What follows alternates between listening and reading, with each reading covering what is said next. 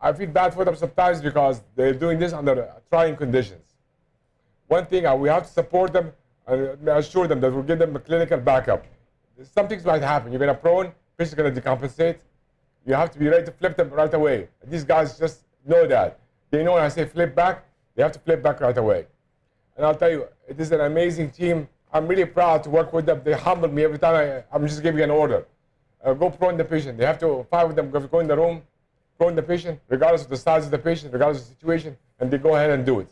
Because they know they're helping a lot, they're saving lives.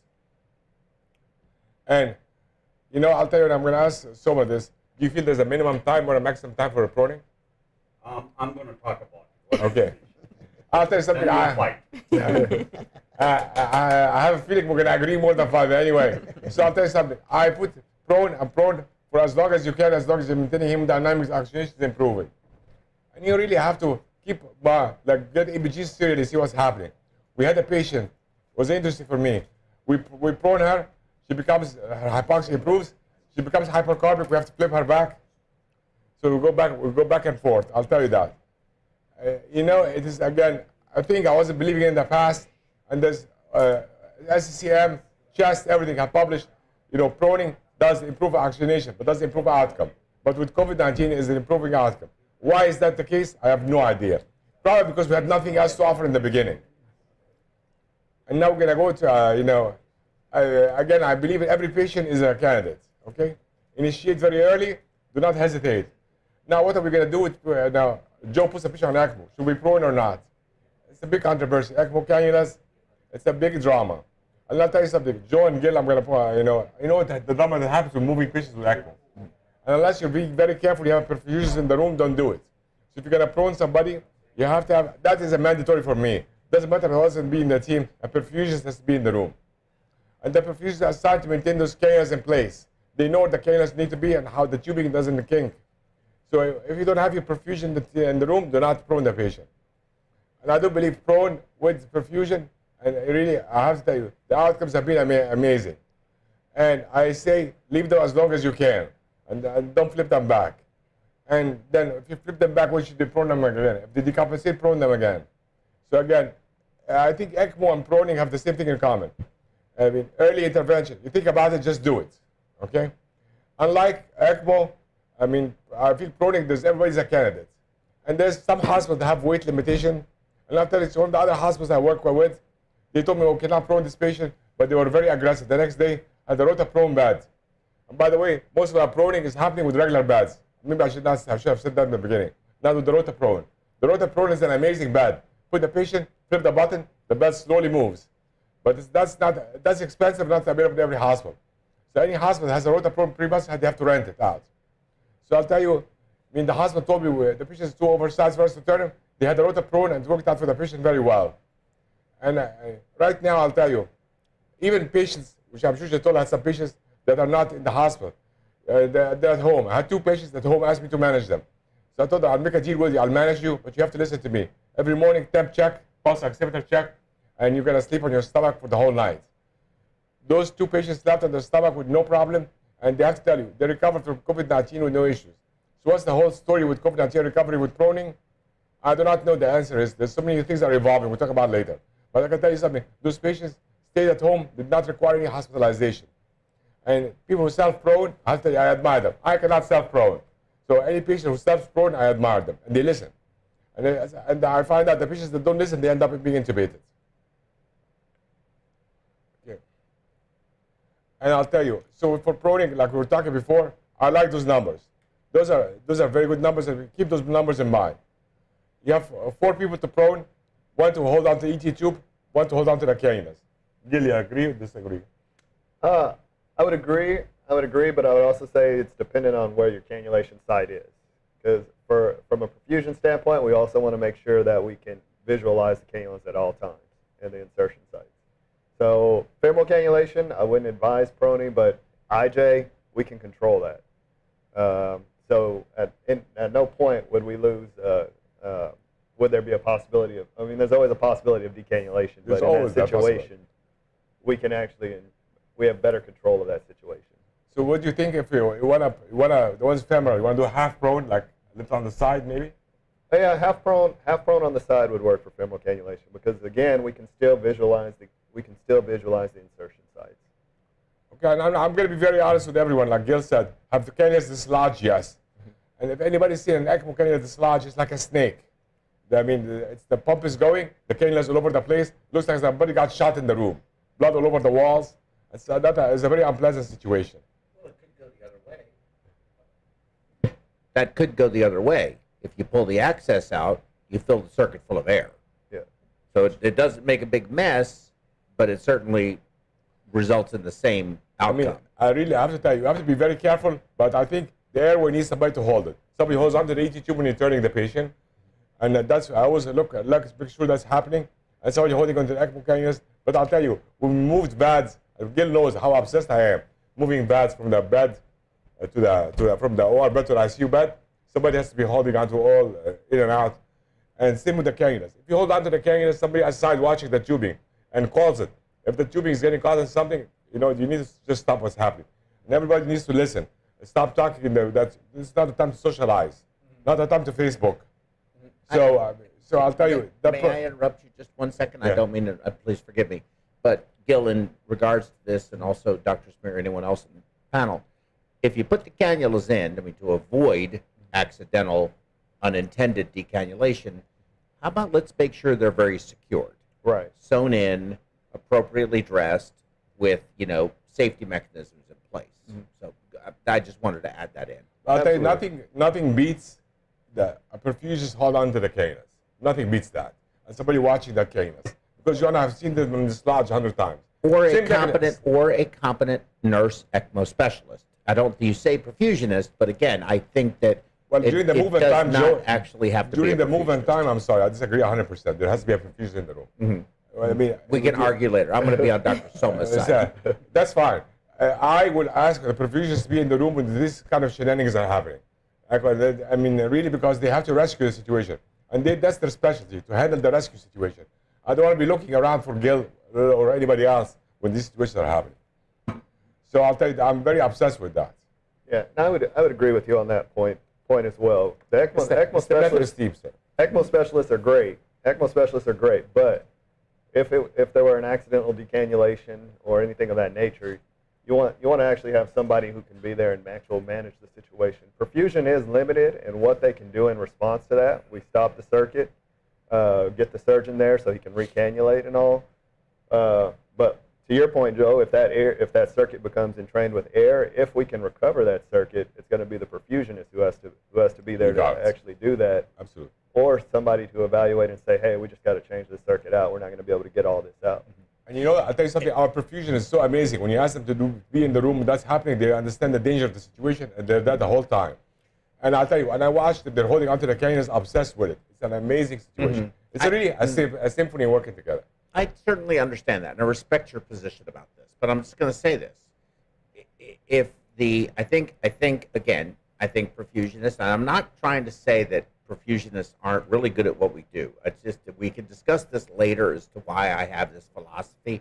However, again, anyone who understands the consequences of an unintended acute decannulation is going to be very careful with those lines. Number one. Number two, if you have a patient who is ECMO dependent, of which most of these people are, and you have an acute unintended decannulation from the access side or the return side, the outcome is predetermined. It doesn't matter who's standing there at all. So I think that's just red meat being thrown out up in the air for whatever vulture wants to jump down and grab it. I think if you pull the cannulas out and you didn't mean to do it, your outcome is predetermined. I don't think you're saving anybody. I think the troubleshooting part, we're not talking about it. I think the troubleshooting, there's all of a sudden there's high pressure in the system, it's kinking. Yes, the ECMO specialists can handle it, but the perfusionists are very astute to diagnosing the situation quicker. And this situation is more prone to happen when you're moving the patients. So that's why I think really it is troubleshooting. Do you agree? I agree, and it also depends on your ECMO specialist. What's their training? How comfortable are they with evaluating those situations? Now, ideally, if you go through an ECMO specialist course, you should be able to understand what high line pressure means and things of that nature. But I know plenty of perfusionists, Gil, and Yeah. you do too, okay, who have done some really, John, you too. In fact, your talk is going to be on the 10 biggest mistakes of a new ECMO program. I know some perfusionists who probably should not be around ECMO at all, okay? So it doesn't matter. I think I think you need to revise the way you're viewing this to an experienced, qualified person. That's what I think you should say. That's my view. I disagree. I think anybody that will, when I call perfusion, Why does that surprise me? when I call perfusion to be supporting that situation, I have full faith that they will know exactly what they're doing because I know they're calling them for a reason. Okay. All right. Well, we can discuss. Dr. Jyothula, I'm sure, is going to be adding on to this. So thank you, sir. I put you right here next to me. And he's sharing my nicotine gum, which is great. Okay. We wanted to lay some cigars up. In fact, we may do that later. Dr. Samir, I'm sorry. Were you done? We're done, sir. You're done? I told you it's very simple to the point, sir. Okay. So I have to talk more. So we need Dr. Jyothula's slides. So can we make a little commentation on? You on- can say anything you So, want. Dr. Samir, could you elaborate on why would you think every patient qualifies for proning? Because let me ask, what's the contraindication for proning? Well, there's an indication for proning. What's the contraindication for a hypoxic patient? Why would you not prone them? Well, if a patient is hypoxic and you have all the other, you use nitric, you use Flolan, you use everything, and now you're thinking, that's it, we are at the end of the line. You have to do proning, and late proning does not work. Well, Late proning doesn't work. right, but that's what you're saying is that you're doing it as an absolute last stitch, so you have nothing to lose. But in reality, you have to do it early for it to No, really I work. said boss, I said early. I said Yeah, you you have to think do it about early, it. yeah. Yeah, you did say You that, think yeah. about it, you have to do it. Yeah, yeah. There's two things. If you think about it, you have to do it. Proning, you have to think about it, do it. ECMO, think about it, do it. There's no boundary. Also, how long do you prone them for? As long as my PO2 is going up and is sustained, I have leave them prone. And I'll tell you, 12 hours, probably, there's some nursing issues about the pressure and all that. So we have to, usually, there's some recommendation, 12 and 8 hours. So not if they're doing hemodynamically stable and the oxygenation is improving, 12 hours. 12 hours. And then you they turn them back to 12 hours. Yeah, Okay, Dr. Jyothula. All right, let me take the other side, so I'll play the devil's advocate. So I guess one of the first questions obviously is the physiological effect of what does proning do.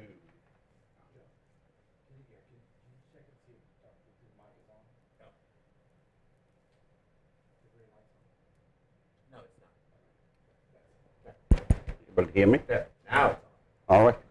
So as this CT images show, we can see the change actually in the density of the lung and decrease in opacification once we turn the patient prone. This is from supine to prone to supine. And those changes remain consistent. Obviously, that's where the whole endeavor started of showing that proning is effective in humans in various hypoxemic respiratory failure, predominantly in ARDS. So the original hypothesis was when you prone a patient, the dorsal part of the lung is less, or essentially there is less alveoli, less air entry in the dorsal part compared to the ventral part. And when you flip it over, now the dorsal part has better perfusion, and that's the reason why your oxygenation is improving. That actually did not turn out to be true in experimental models. I think this came in the dog studies from almost like in 1970s and 1980s, early 1980s. The truth essentially is you have a lot more lung parenchyma in the dorsal part of human lungs. So when you flip them over, that one actually gets better aerated compared to the ventral part. So even if there is a drop or atelectasis in the ventral part, since the dorsal part is carrying majority of the parenchyma, you actually get an improvement in oxygenation just from that. Again, consider this is from a very highly controlled experimental setting. Now we're going to do the jump into what a clinical scenario is. Say somebody walks into Tomball and goes to the local hospital, and what happens to them when they do a prone positioning. We all know about the whole physiological effects, the FRC changes compared to when you're sitting in a sitting position. the compliance pretty much remains the same, very similar to what when you're in a sitting position. But as Dr. Hany was saying, oxygenation is almost as similar to when you're upright, when you do a proning. The workup breathing, we still don't know what the status is, but in general, when you're sitting up, your workup breathing is a lot less than when you're lying supine or flat on a bed. So taking that part, so this is where the whole details into the proning in clinical trials comes in. So I think there are 8 studies which have been published so far, which essentially address that question in ARDS, what happens when you prone a patient, and looking at the mortality. If you look at the first 4 columns, all of them showed there is no mortality benefit. But the details remain. Essentially, if you look at it, 2001 and 2004, ARMA didn't come in where you had the low tidal volume approach to ARDS. So if you look at the tidal volumes in these patients, they were relatively higher than what is now considered to be essentially scientifically robust data, and which has been verified that you need to go for a lower tidal volume. So if you see the first 2 studies, there was no protective ventilation. So the concern remained if they had very high tidal volumes, and that's itself gave you essentially ventilator-induced lung injury. So there was no mortality benefit. Then you come into 2006 and 2009. I think by 2009 we had an idea about ARDSNet protocols. So as you can see, the tidal volume has actually significantly decreased. Now we are in 10 ml per kilo or less than 10 ml per kilo. But unfortunately, both of them did not show the benefits. So one of the concern was, what was the timing? How did they do it? What was the duration and everything else? So the latest one, the only study which has shown till date that you have a mortality benefit is the one from France. They had 1 center in Barcelona, rest of all the places were in France. Ran from 2008 to 2001. Already ARDSNet protocol was already in place with your PEEP, with your FiO2, what's the optimal range of tidal volumes and PEEP you should be using in these patients. The cohort pretty much falls into very severe ARDS by current Berlin criteria. Berlin criteria did not come in yet in 2013. So as you can see, the PF ratio is around 100. Almost 466 patients. Relatively, the PEEP at enrollment was stated to be around 10. But the biggest thing is they actually did for 17 hours for 4 days. That was the duration of the prone position. And this was the one which actually used 6 ml per kilo of predicted weight on the patient, so the tidal volume which we consider to be the standard of care. And they had a 3-month follow-up. And definitely in this patients, you can see there was 41% mortality in the patients who were supine compared to 23.6 in patients who were prone.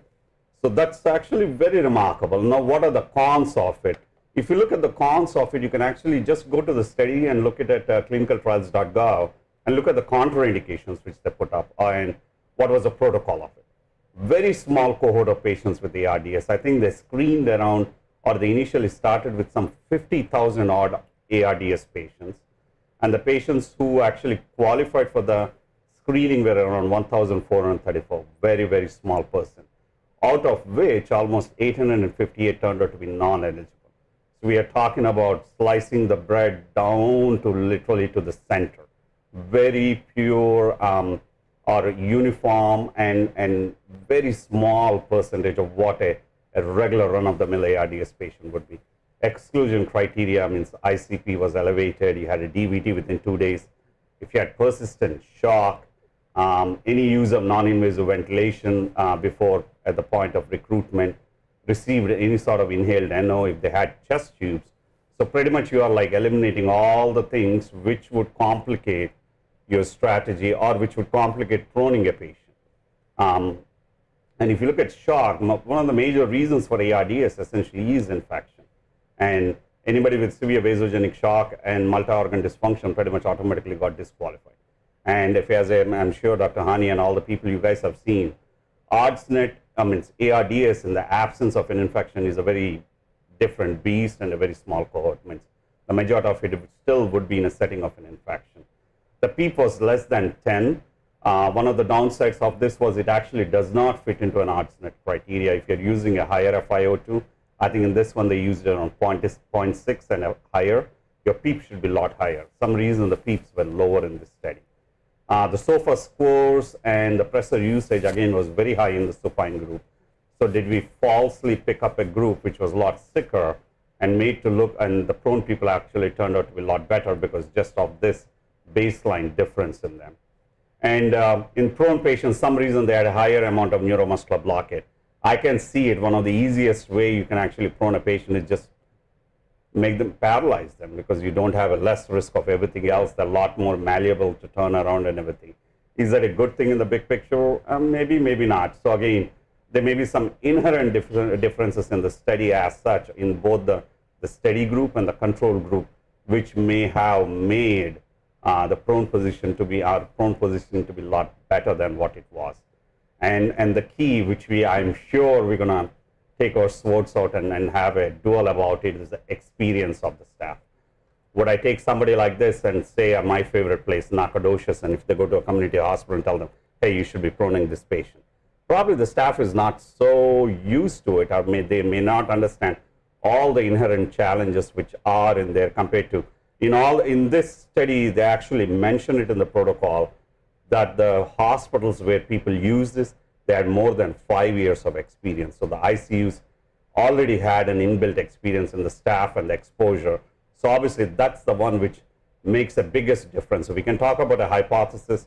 Next we get roll into a real world setting. Obviously the practical aspects of it, the most important thing. If you are just unable to do it safely, then it defeats the whole purpose of doing a study and doing proning. I think that's where the biggest issue comes in.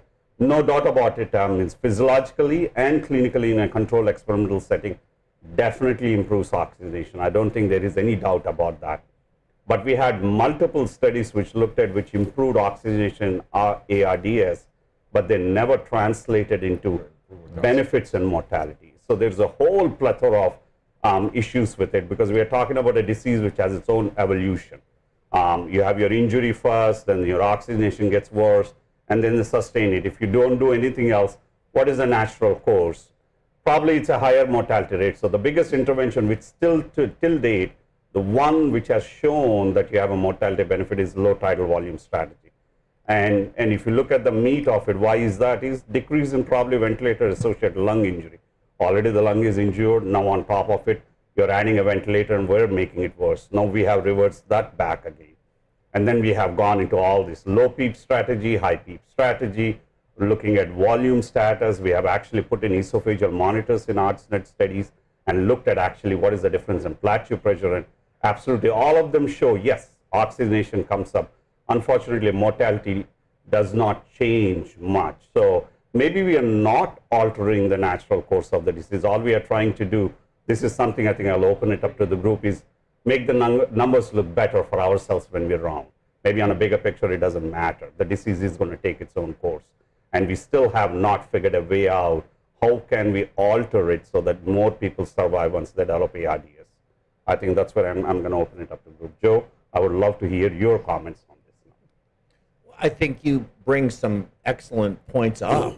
I want to first ask, we have an audience question from Scott Jenkins, and he would like to know everyone's thoughts on the recent article that came out of Chicago on the use of the Protect Duo for VV ECMO, not associated with right heart failure, but just for the purposes of VV ECMO. So we'll start with you, Dr. Jyothula, and go around. So if you look at the study, they just talk about, I think if I remember it right, it was 40 patients who were enrolled. There's no standardization. So for me, as I did, they just cherry picked the patients whom they wanted to be included in the study, which they wanted to report. 2, all the patients were on a ventilator, and then they went on to an ECMO or a Protect dual lumen cannula for their VV ECMO needs, and there was 100% recovery, which I'm sure if you all guys, if I look at it, you would be like, really? Is that true? But again, that also says you probably all you picked up was the patients who may probably, the first question when I discussed within our group is, the first question anybody asks is, were these patients supposed to be even on an ECMO? That would be the one, based on what the clinical experience has been. The others contend, maybe that's a question, is they put in an interesting point. Maybe early ECMO is the name to the game, rather than trying to use ECMO as a rescue when everything has fallen down. It's like pretty much nuclear bomb dropping on Hiroshima. Now you're trying to figure out, okay, how can I patch up all this together? maybe the idea should have been we should have just bombed or prevented the bomb from happening. So maybe that's where it is. I find it, yes, it's very interesting. Protect Duo has excellent benefits compared to an Avalon, which itself is a very challenge, especially even on a supine patient. Just from shift to shift, sometimes your reperfusion percentage just goes up some reason. The position just gets malpositioned, like the syndrome I talk in my ICU, it's called a creeping Doboff syndrome. Some reason Doboffs are all in post-pyloric in the evening, and by next morning they all come out into the antrum of the stomach. Well, things happen. You're moving the patient, their nursing staff is cleaning up. Am I saying is it intentionally done? It's not. It's very difficult with an Avalon, especially, which is so positionally dependent. Protect at least goes beyond that, so you're guaranteed, unless you have some structural issues, either in your pulmonary, in your valve or some of those issues. Other than that, at least you're guaranteed your recirculation percentage is a lot lesser with a Protect cannula. Definitely it's a use, but overall picture of if COVID-19 ARDS, putting everybody intubated and then putting on a Protect Duo and saying we have 100% survival rate, I just find it very unbelievable. I think it was just cherry picking the subjects. I tend to agree with you. Dr. Samir, your thoughts? Okay, you're going to be between us, okay, because this is going to be tough right now. I'm just telling you. Okay, so my true thoughts is, instead of saying it all, but let me tell you, not just, unfortunately, I looked at the numbers, well, fortunately, I looked at the numbers yesterday. I mean, I believe if anybody going to get femoral cannulation, IJ cannulation, it should be a Protect Duo. My book is the standard of care right now. Absolutely. Okay? And that's what I think. It should be a Protect Duo. Don't play around. And I'll tell you, our survival, the part I disagree with you, Soma, is I looked at our numbers for VV ECMO survival, and not that we're the best center ever. That's what I'm talking about, Houston Methodist, and I'm going to call it out. It's about, not that we're the best center, but our VV ECMO survival, which everybody gets, neck will get a Protect Duo. This is a mix between Protect Duo and FemFem. So our survival is 70% for COVID-19 on VV ECMO for COVID patients. And I'll tell you, that's an amazing number. That's way, way above the literature, way, way above the literature. So I'll call it out, and I will tell you, our surgeons that put the Protect Duo, they're amazing at placing it. They're placing it very well. They have no issues. So I like the study, and we're not cherry picking anybody. It's really the cannulation site that the surgeon decides. Is it going to be FemFem or IJ-Fem? If they decide IJ-Fem, it's the Protect Duo and the femoral cannula. And so the numbers speak for themselves. But you don't need a femoral, unless you're VA. You don't need a femoral cannula if you have a Protect Duo. Unless you're a larger patient. That's what I'm talking. Most of our patients in Texas. So you're talking about to have enough flow? Yeah. That's my big problem with the Protect Duo. But let's just go on. John. Yeah, that's interesting. I didn't read that particular article, but based on what you gentlemen just said, if you, on our COVID patients, we have about a 70 or 70+% survival also with right IJ and right femoral cannulation, which you would think maybe that's going to inherently cause a lot of mixing and wouldn't be that efficient. But we've actually had quite a bit of success with that. We just thought it was easier, and you could have larger cannulas with 2 versus 1, because with the Protect, even with a 31, which we did recently, we do a lot of them, you do have a lot higher pressures. You have a lot more high resistance, both negative and positive. And I know that when you put it in as an RVAD, at least you've eliminated the mixing element of it. So whatever it is your VV performance is, you're doing all of it. You're getting 4.5 liters of flow, that's what you're able to oxygenate. Whereas with almost any other aspect of cannulation, you're going to have a significant or somewhat significant measure of mixing. Which is measurable with the transonic device that I have talked about many times, which I think should also be a standard of care if you do ECMO with any cannulation technique for VV, but also for intra-oxygenator blood volume to recognize if your anticoagulation strategy is not working well and you have a large clot burden. But going back to your discussion, you're doing double cannulation technique, femoral access for inferior vena cava drainage, right IJ, superior vena cava return. And that's your preferred technique. And it's important that you aim that right IJ cannula into the atrium. You can't just have them facing each other, and they have to be at least 15 centimeters apart. You do any of those things wrong, and you're going to have a lot of mixing. In my talk, I'm going to show an example of that. I think as far as any study is concerned, until I see that others can duplicate others' results and you have a multi-center aspect to it, I would always, hold back on it and see if others can duplicate others' results, because it's a very reasonably low percentage of people that can duplicate other people's results. So I think that would be. Well, I don't buy the Chicago paper either. I do think it was cherry-picked. I agree with Dr. Soma entirely on that, but I think that it has caused a knee-jerk reaction by a lot of places now trying to put that in. And it is a challenge to put in if you're not skilled. Avalon may be challenging. This is even more challenging. I do think that I don't really think you get the flows because it's much longer, number one. You may have more effective flow, but I think that the hemolysis that's generated, the high resistance that gives you the lower flows, also heat generation in your pump, there's a lot of factors involved that I think it's a trade-off. I don't think it's just all good. I don't think they talk about the bad stuff.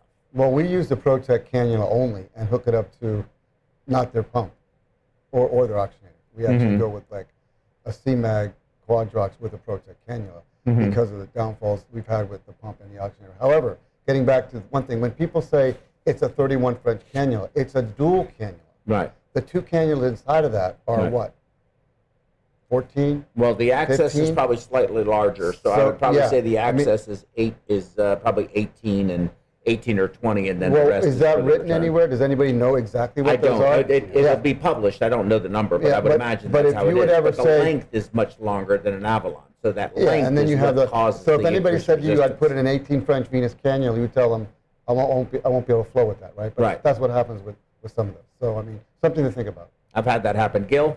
So to Dr. Samir's point, we've had a lot of success using the ProTech. ProTech isn't new to us in regards to COVID. We've been using that prior to COVID. We've used it on fairly large patients. Those patients we've all had good success with. You do see higher line pressures. The line pressures don't exceed what you would consider your normal limits, though. There hasn't been an issue as far as hemolysis. We haven't seen it in the urine or anything in that regard. So your LDHs don't climb a little more? LDH has gone up some on some patients. That's patient dependent, though. It's not every patient. Sure.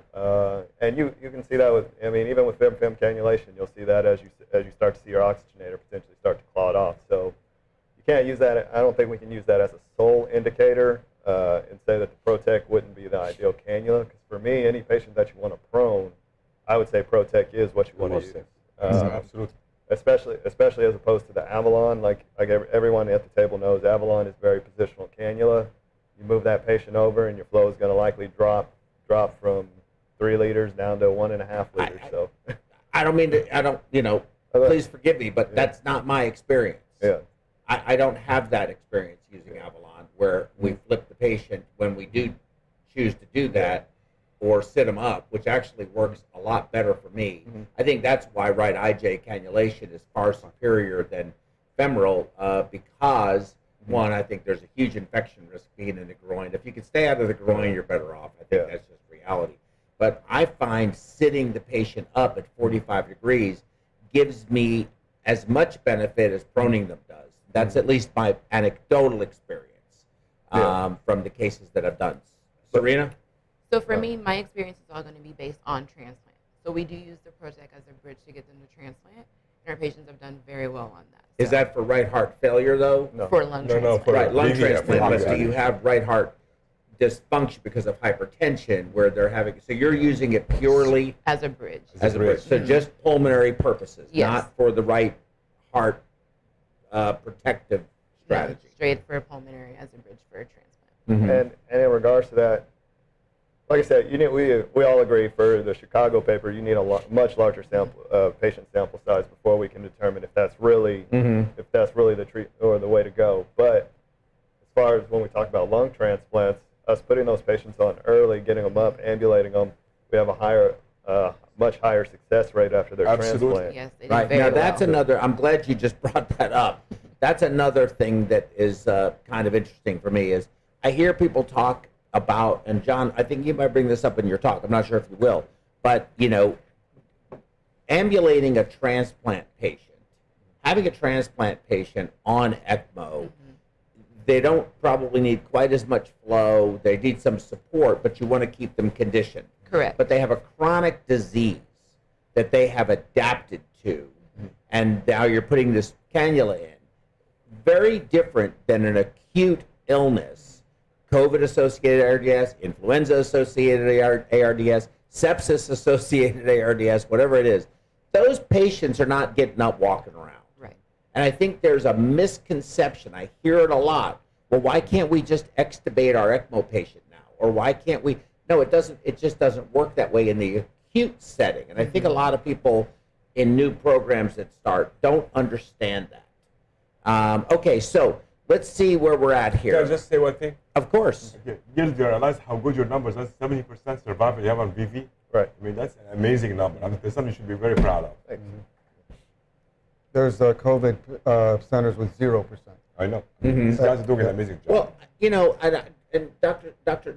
Soma, I want you to elaborate on this too, but I'm just going to tell you our anecdotal experience, then I want to hear yours. I want to talk about a couple of other things.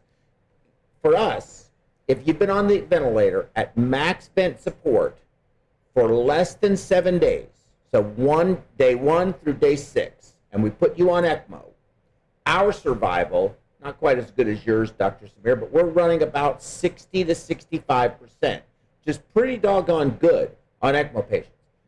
The patients that were 14 days or longer on max vent support, having failed, that went on ECMO, we have 0 survivors.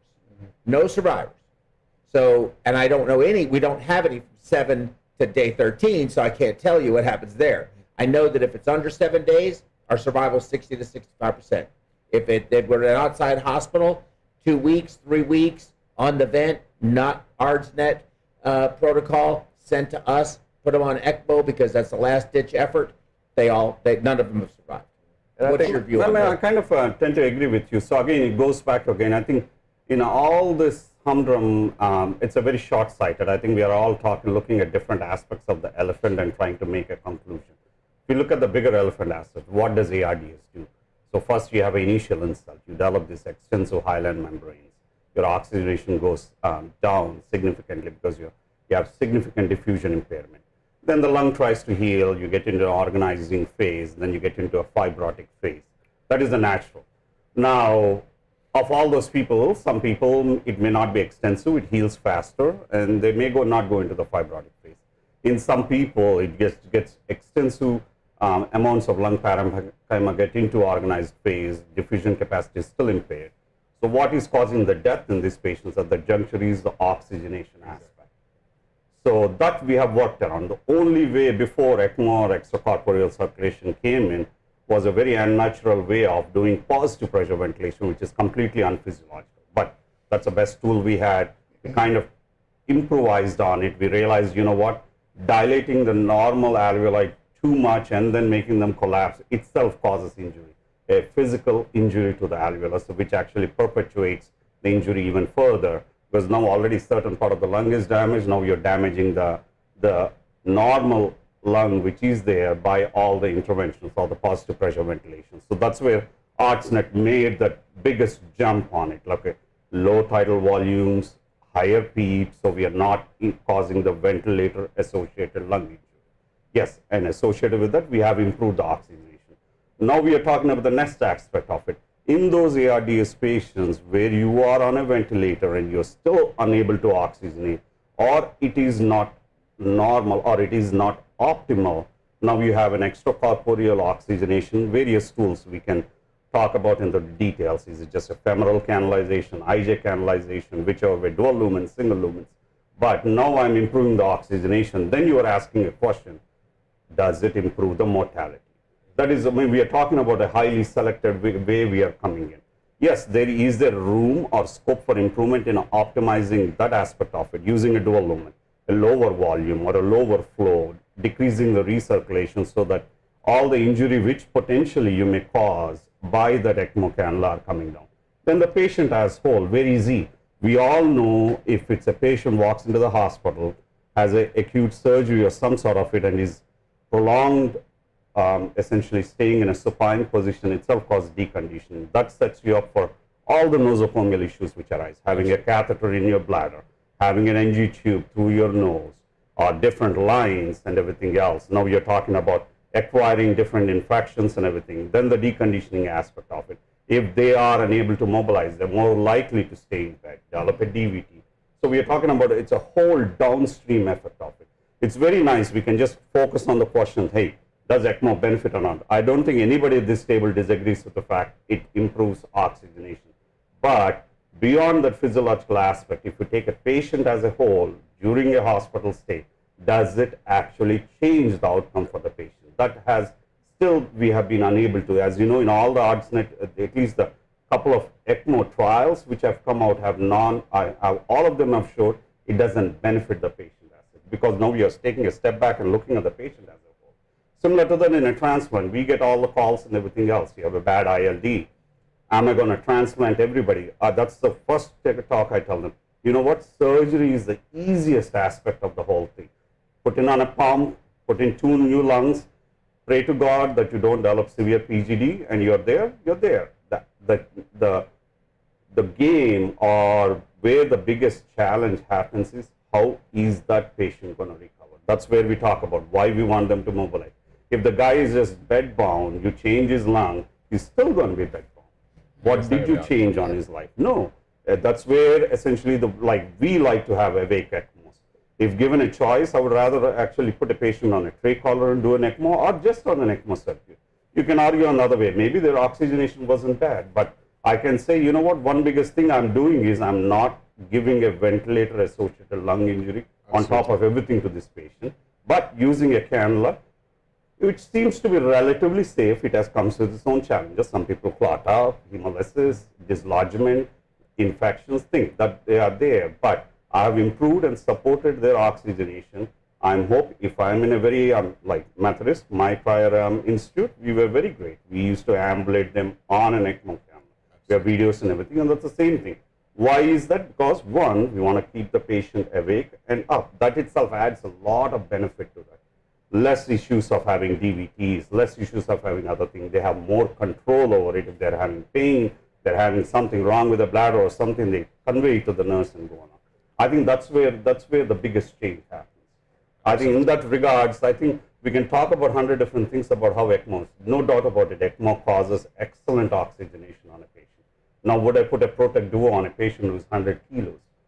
Even if you have zero recirculation, the amount of oxygenation percentage to the total cardiac output may not be so different, or maybe it may not add that extra edge compared to somebody who's 50 kilos, and now you're running like almost 40% of his cardiac output, you're hyperoxygenating it.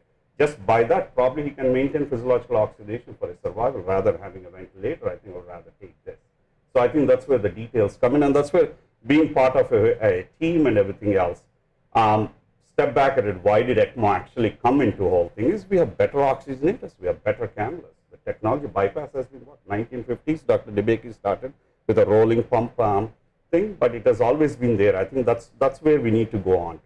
If you ask me, I think the evolution would be down the lane. Maybe in ARDS, we won't be intubating patients. We will actually be doing an ECMO on them and keeping them and going forward with it. Now, if somebody requires both the support and still their oxygenation is very dicey, now you're talking about severe lung injury. Yes, on a short term, I've supported them, but how is that lung going to evolve to acquire a diffusion capacity? That answer we have been unable to answer so far. Can I ask you a question? I hate to interrupt you, but I really want to, before I forget, do you think there is any recovery for COVID-19 for fibrotic lung? That's a very good question. So we transplanted 2 patients over the last week. Both of them have been one was 60 days out, one was 55 days out from the initial, or at least from the time of diagnosis of ARDS. In the sense, on the same ER visit, they have an X-ray with infiltrates. Their PaO2 is like less than 80 or less than 60 on room air. One had actually 40 or something of that sort. And COVID ARDS got everything which is there. The only thing these were lucky with, they were never intubated. Been on high flow oxygen, intermittent non-invasive, with again going back on a non-rebreather, chugged along, got remdesivir, got dexamethasone, got convalescent plasma, high dose steroids. But again, I'm talking about a very highly cherry-picked patient. Will I say it's a natural course? But why am I interested in that? Is one, they were ambulatory. At that juncture, we felt, you know what, still have extensive ground glassing on their CT scans. One guy had a lot more difference. One had some smoking history, the other one had some occupational exposure. Maybe did not have baseline lung disease. I cannot say it at this juncture, radiologically or clinically. And at that point of time, PF ratio is still really poor. Clinically, means one guy, he hardly, if he gets out of bed, he used to go into 50s and 60s. So it was a whole act of God to get him to move or convince the nursing staff it's okay. You can still move him for a little bit. But anyway, so if you look at the pathology, it's so fascinating. Means we read it in textbooks and people forget basic pathology. This is not like a one-shot disease. You have it in one snapshot and next day your lung is normal. It evolves. It's like having a bad wound. It will scar up. Extensive organization. And one guy means the whole alveoli, you had type 2 pneumocyte hyperplasia and everything. So as a pulmonologist, if I look at it and if you ask me, what do you think is the chance that this lung is going to ever go back to where it was, the guy would breathe room air and be fine? I would say minimal at this juncture. And again, this shows in the context, all the known therapies, at least which we use right now, using steroids, using convalescent plasma. Again, trust me, both these patients were tested 3 times prior listing that they were COVID negative. The explanted lung itself was tested for coronavirus. That was negative. They all had IgG antibodies against coronavirus. The virus has been cleared. What I am dealing with right now is the explosion has happened. Now I'm dealing with the aftermath. So obviously that's the reason why we listed to them, obviously extensive group discussions going on. And that was the conclusion. And obviously that's the reason why we were so interested in the pathology. Is again a learning lesson. Now I can tell you, so if you have somebody who's already 6 to 8 weeks, extensive ground glassing on the CT, significant oxygenation defect, then you need to think that's how ARDS goes on to. These are the people are very less likely to actually ever recover back, probably minuscule. They will have extensive chronic defects in their oxygenation and everything. Now transplant, yes or no, that's obviously is a mutual decision with the patient, because is it a perfect cure? Absolutely not. You're replacing one, you're trying to get it and you're hedging your bets, but that's where it is. So in that way, when people, as you rightly said, 14 weeks, 1 month after ARDS, if I put an ECMO cannula in, yeah, numbers look great when you're around, oxygenation, it looks great, but what does it do to the patient? I don't think it doesn't do any much for the patient. And I think too that we're using neuromuscular blockades, we're using high sedation on these patients. They are deconditioning tremendously. You have somebody who is already compromised. Now we compromise them even more. So even if we wean this patient off of ECMO, we get to that point, then you have the challenge of being able to wean them off the vent and they can actually breathe on their own. And what is going to be their quality of life? Now, I understand everybody has their own opinion about Absolutely. What is a quality of life, but I think that we throw an awful lot of resources, which is not an unlimited amount. We have limited resources, personnel, equipment, disposables, etc. And sometimes I feel that we are failing in our ability to set a protocol with defined inclusion, exclusion criteria, and making non-emotional decisions about you fit in you meet the inclusion criteria or you fall outside of it. And the decisions I think those are hard decisions, and I understand they're for us as clinicians very difficult to make, but I think if we don't, we're going to potentially collapse a system and a lot more people will end up suffering as a result of it. Now that's my philosophical opinion. Absolutely. Yeah, you're right. We don't have endless resources. The other day, one of my med school seniors posted, he practices in India, patient, 32-year-old lady, primary PAH, RV failure, and they don't have prostacyclin infusions in India.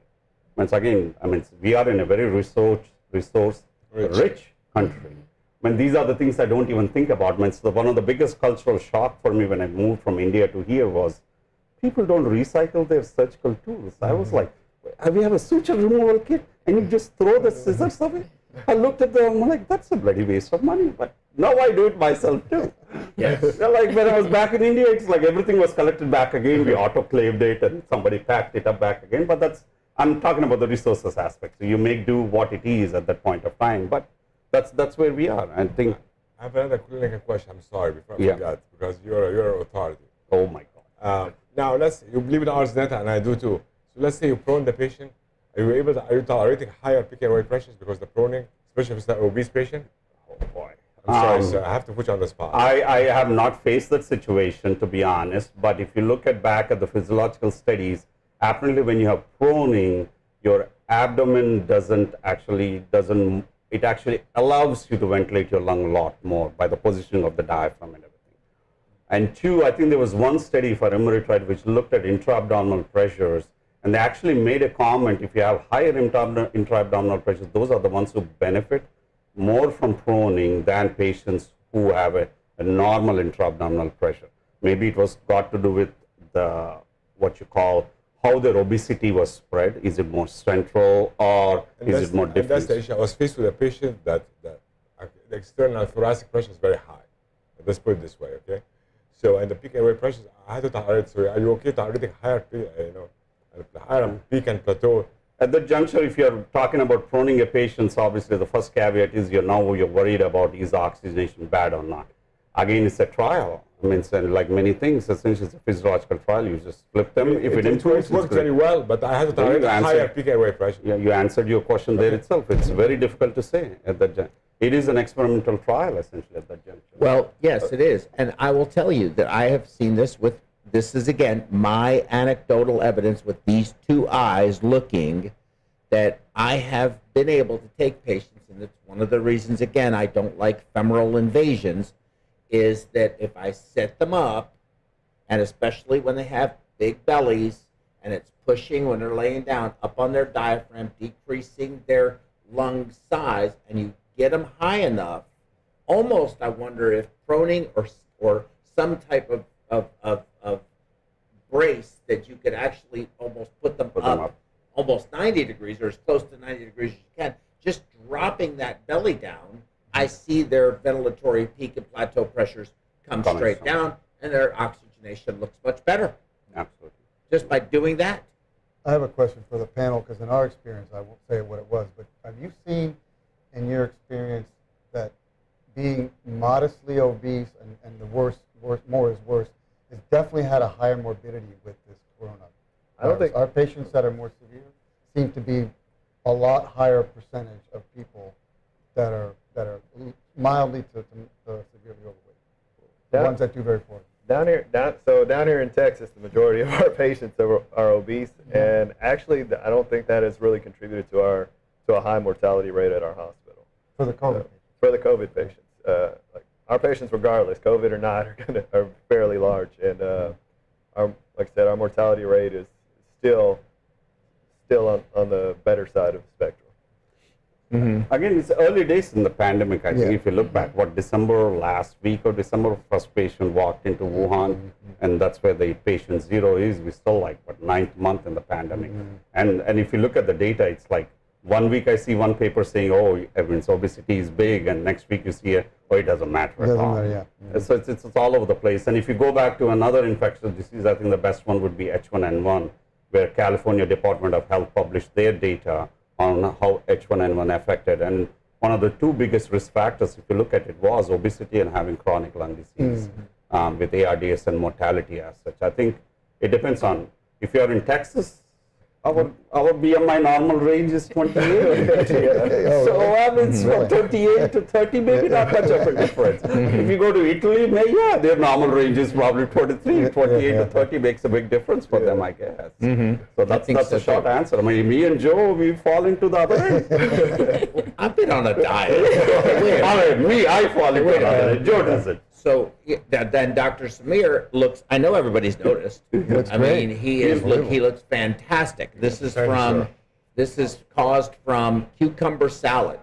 Christina's cucumber salad. Christina's the health bad's going to be on there, Exactly. But I think that from my perspective, and Dr. Soma, please elaborate, and Dr. Samir, everybody on the panel, I think for me, it's the obesity may not, and survival is a relative term, right? We were able to wean the patient off ECMO. Let's check the box. We survived that. That's not survival. Right. And I think that just obese people, John, to your point, morbidly obese to super obese, BMIs of 38, 40, 46, 52, 56, which we see, have little, I think they may survive ECMO, but are they going to walk out of that hospital? They already, at a BMI of 56, probably having a hard time walking to begin with. How are you going to rehab that patient? That's right. I just think it has to be, again, I mean, it becomes emotional. Well, not really. Physicians, You know a patient very well that was obese before ECMO, lost a lot of weight on ECMO, and now is doing amazing. He was not that obese. And I you're have to call you talking out about, right now, you're Joe. talking But to be Call you out fair, right he was now. also No. in really good shape as well. He No, was. before He was a police his officer. shape after ECMO was much better than before ECMO. That's the Yeah. great thing. He went He on the was a- ECMO weight loss diet. Yes. But I think that him he being was in a shape police may have helped him. officer. Yeah. He He is a was police officer. conditioned. He had the right mentality. He got jumped on very quickly. He got put on ECMO quickly. We didn't beat his lungs up with the ventilator. He was given only the remdesivir. And Dr. Samir, I think that I think there's so much more we don't know than do know. You can take That's two my lecture. obese Don't take away my lecture. You can take two obese patients, and one will respond one way, one will respond another. So to your point, John, I know someone personally who is a very nice person, and this person carries a little too much weight, needs to work on it, and they got COVID, and they felt bad for 2 or 3 days, were tested a number of times, was actually positive. And confirmed as positive, now have the antibodies as well. So there's no doubt it was COVID. But this person should have, by all of my understanding of what I hear, should have probably succumbed to the disease and just had a mild form of it and did fine. I don't think we know what the heck is going on, to be frank with you. I think we're all pontificating a whole bunch of BS, because I don't think we know. Absolutely. I think you're right, absolutely. I mean, as a physician, one of the biggest things is the pressure to do something. I think that's what we are at. And if you look at the plethora of compounds which are being tested, we are pretty much throwing the kitchen sink at it and saying, okay, something may stick to it and maybe it will help. To going back to the data, I'm sure we all have positive experience on some patient whom we felt was an extreme case, had 9-10% chance of failing and will make it out. Like I tell my fellows, one of the best way to look at it, look back at the lung cancer survival data. If you look at it on stage 4, there is a 5-year survival of 4.8%. And we usually talk, if you have a stage 4 lung disease, that means that's a death now. Maybe there are some people who defy the odds, the nature of the cancer, the location of the cancer, where the mets was. Maybe that makes a difference. But again, just based on it, would we say, oh, we need to be as aggressive on all stage 4s who walk in? Maybe that again, maybe a little too much, I would think. Maybe that makes it a little irrational thought. Again, at the end of the day, my philosophy, as I always say, I think the patient needs to drive. It should be a shared decision making, either with the patient or whoever is making decisions for them. At the juncture, as Joe was rightly pointing out, this is very different from what we have seen before. This is not like an ILD exacerbation where they had a chronic disease, now something it has flared up, and now they had the time to adjust to it, get over it, or have at least make peace with the disease. We are talking about acting normal and suddenly 6 weeks later you're at death door. So it's a very difficult situation in that way, and obviously then the pressure is, let's try doing everything which we can and going from there. I think hopefully, down the lane, I think people are more realizing now as a group, after the Italian experience and everything else, we have realized maybe not intubate everybody who's hypoxic. Just put them on high flow, like I can take about both the patients. Yeah, that's I think probably saved them too, at least gave them an option rather than just intubating and putting them on positive pressure ventilation. So I think that's something which we are learning as a group and as the information is spreading. Hopefully next year, if we have it around the same time, we'll have a lot better answers, which at least have some reality behind it. Well, I'm hoping I'm right and Dr. Samir is wrong, that come November 3rd, all of this will be over. Oh, So that's my thoughts. oh, on it. let's not even go there. So let's not even go there, please. Okay, so how about if we do this? John, do you want to jump right into your lecture? Sure, whatever you guys Because I want to do think is it's timely. I think it's perfect. Is everybody feeling okay? Yep. Like everybody's strong? Everybody feeling strong, Dr. Samir? You don't need any special extra accommodation or anything? Now we got coffee before my. I will bring you some more coffee. I can get you some coffee. I can have that happen. So, John, why don't we jump right Let me into have your the clicker, and this has just been. sorry. Just, No, I think the it's the other other one. This has been fascinating because you guys have all hit on half of some of the things that we're going to talk about, which are great because it's a great lead-in. But Joe, you've surrounded me with some heavy hitters here today. You know, I got to sound like I know what I'm talking about. The thing about this, Joe, when I approached you about this idea, so if you go back, we're talking about when COVID first started, but when it really started, getting serious over here 4, 5, 6 months ago now, we thought, we're just going to get this avalanche of cases that are going to be overwhelmed, but then they took away the routine cases, right? So what happened was perfusionists were sitting at home because we didn't have the routine cases. We had the COVIDs coming through, but it weren't that many, but it didn't make up for the loss of the routine cases. So I was doing full-time ECMO, and so basically, we had staff sitting at home, whereas, so I took to the road and traveled and I got a lot of calls and demands to come help do ECMOs around the country. And what happened is, a lot of these places that have a hub and spoke model where you have this one premier center, like for example, I want to say it's Cedars-Sinai in California. It's a major hub to many, many spokes that will either send them ECMO patients or they'll be, quick put on and send. Well, these big hub centers got overwhelmed and they said, wait, you're keeping your ECMO now. You're not sending. So all of a sudden you have these little programs that suddenly found themselves having an ECMO program that before were pack and ship centers, right? And so they were needing help. They were needing coverage. They need perfusions to come in. So I probably went around to 12, 15, maybe even 20 different centers. I mean, there was some weeks where I was bounced around different places every day where I could drive to. And a lot of these this is our first ECMO. This is our second one we've ever done. And then I went to places that had 0% success. They had a complete ECMO ICU, all COVID ECMO ICU. And I said, "You guys have any survivors?" And I think there was no, we haven't.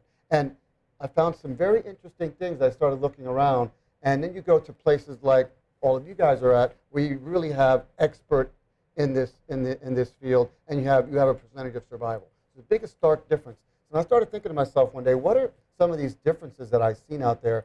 And you thought it was a good idea to talk about this. So what we've all talked about earlier just now was really relevant to some of the things that are going to come up. So basically, this started off to be 10 common mistakes made by ECMO programs, but it ended up being more like 16. So I took the 10 off, Joe, because and I could have probably done a few more. So I talked to a lot of people about this. This is largely my experience, but I also talked to physicians at our hospital and other places, very experienced people, and I asked them, what do you think mistakes are of new ECMO programs? And I got some feedback, but this was one that you definitely see a lot, and that is a lack of a multidisciplinary involvement or inclusion. And if your ECMO rounds look like this, okay, they should look a lot more like this. Like Dr. Samir was saying, he has the nutrition people involved, physical therapy, ECMO specialists, perfusionists, nursing, the intensivist, and then the surgeon. We also have hematology, pulmonology. We have multi involvement every day, not just once every week during grand rounds or whatever, but every day there's many eyes on this patient, and a lot of places don't do that, and they just kind of think they can set it and forget it. Well, the ECMO is going to buy the patient time. Well, that's really a very narrow way of looking at it, because if you're not on top of these patients every shift, every hour of their care, you're going to find yourself having a lot less success. So that was number one. Number two is there's places that basically don't have a structured decision-making algorithm and don't even have protocols, by the way, of how to handle their ECMO and for sure not even the COVID patients. And so for people listening and people watching, this gives you a good running start. If you've not heard of these or you're not using these gives you a good running start on establishing some type of protocols and algorithms on your decision making for putting a patient on ECMO. And there's something called the Murray score, the REST score, the SAVE score, okay, and then also decision algorithms, and also weighing the absolute and relative contraindications. None of these things are standalone decision makers. You have to include them in with all the other aspects of the patient's care and the expertise. And for new places and experienced places, And I think even the experienced places do this. They always have someone they look up to that's an expert or with more experience that they call and just, run things by them and double check. I'm sure all excellent physicians have colleagues that they confide in, where they trained or people they've worked with in the past. So these are some of the things that can give some newer programs a running start. I'm going to talk about each one of these a little bit. So in the Murray score, it's a score for acute lung injury, and it stratifies the severity of acute lung injury, but it's got to be used with other clinical factors to help select patients for ECMO, and it basically has a range from 0 to 4. And there is no app for this that I know of, but you go to mdcalc.com, and you'll see what comes up is a simple series of questions. You have to answer questions about the patient. How much is the consolidation, how much PEEP they're on, what is the PaO2, FiO2 ratio. There's a compliance calculation you can do there with tidal volume divided by PIP minus PEEP. And I just randomly did this, Joe, in making this lecture. I said, let me just go through and just select whatever looked good. I had no target in mind. And so it kind of highlighted those ones that I selected. And this happened to generate a Murray score of 2.3. And basically it comes up and tells you, the website tells you, it's mild to moderate lung injury, and the patient really is not eligible for ECMO. So according to the ELSO guidelines with Murray score, patients with ARDS and a Murray score of 3 to 4 may be considered for ECMO cannulation in the correct clinical setting. Now, if you're a hospital who does not do ECMO and you do a Murray score on somebody and that Murray score is greater than 2, that's a good time for you to be considering to transfer that patient to a center with ECMO capabilities. If that patient gets much worse, they're going to be perhaps needing ECMO. Okay, so it's also, of course, important to consider all the other patient factors as well as the contraindications and risks for the ECMO. So what about ECMO algorithms? So an ECMO algorithm, did I skip something here? No, okay, just making sure. So you need to have ECMO algorithms going to highlight the basic considerations for the types of ECMO cannulation strategies based on different pathophysiologic indications. And this next slide, Joe, you've used it in previous lectures, I think I have, comes straight out of the ELSO Red Book, 5th edition.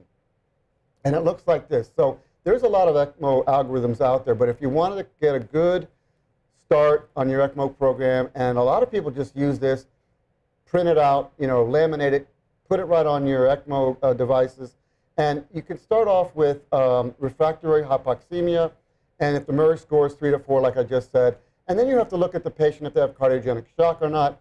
And Joe, I know you like this topic a lot because if the patient does not have cardiogenic shock, you can go straight down to veno-veno ECMO.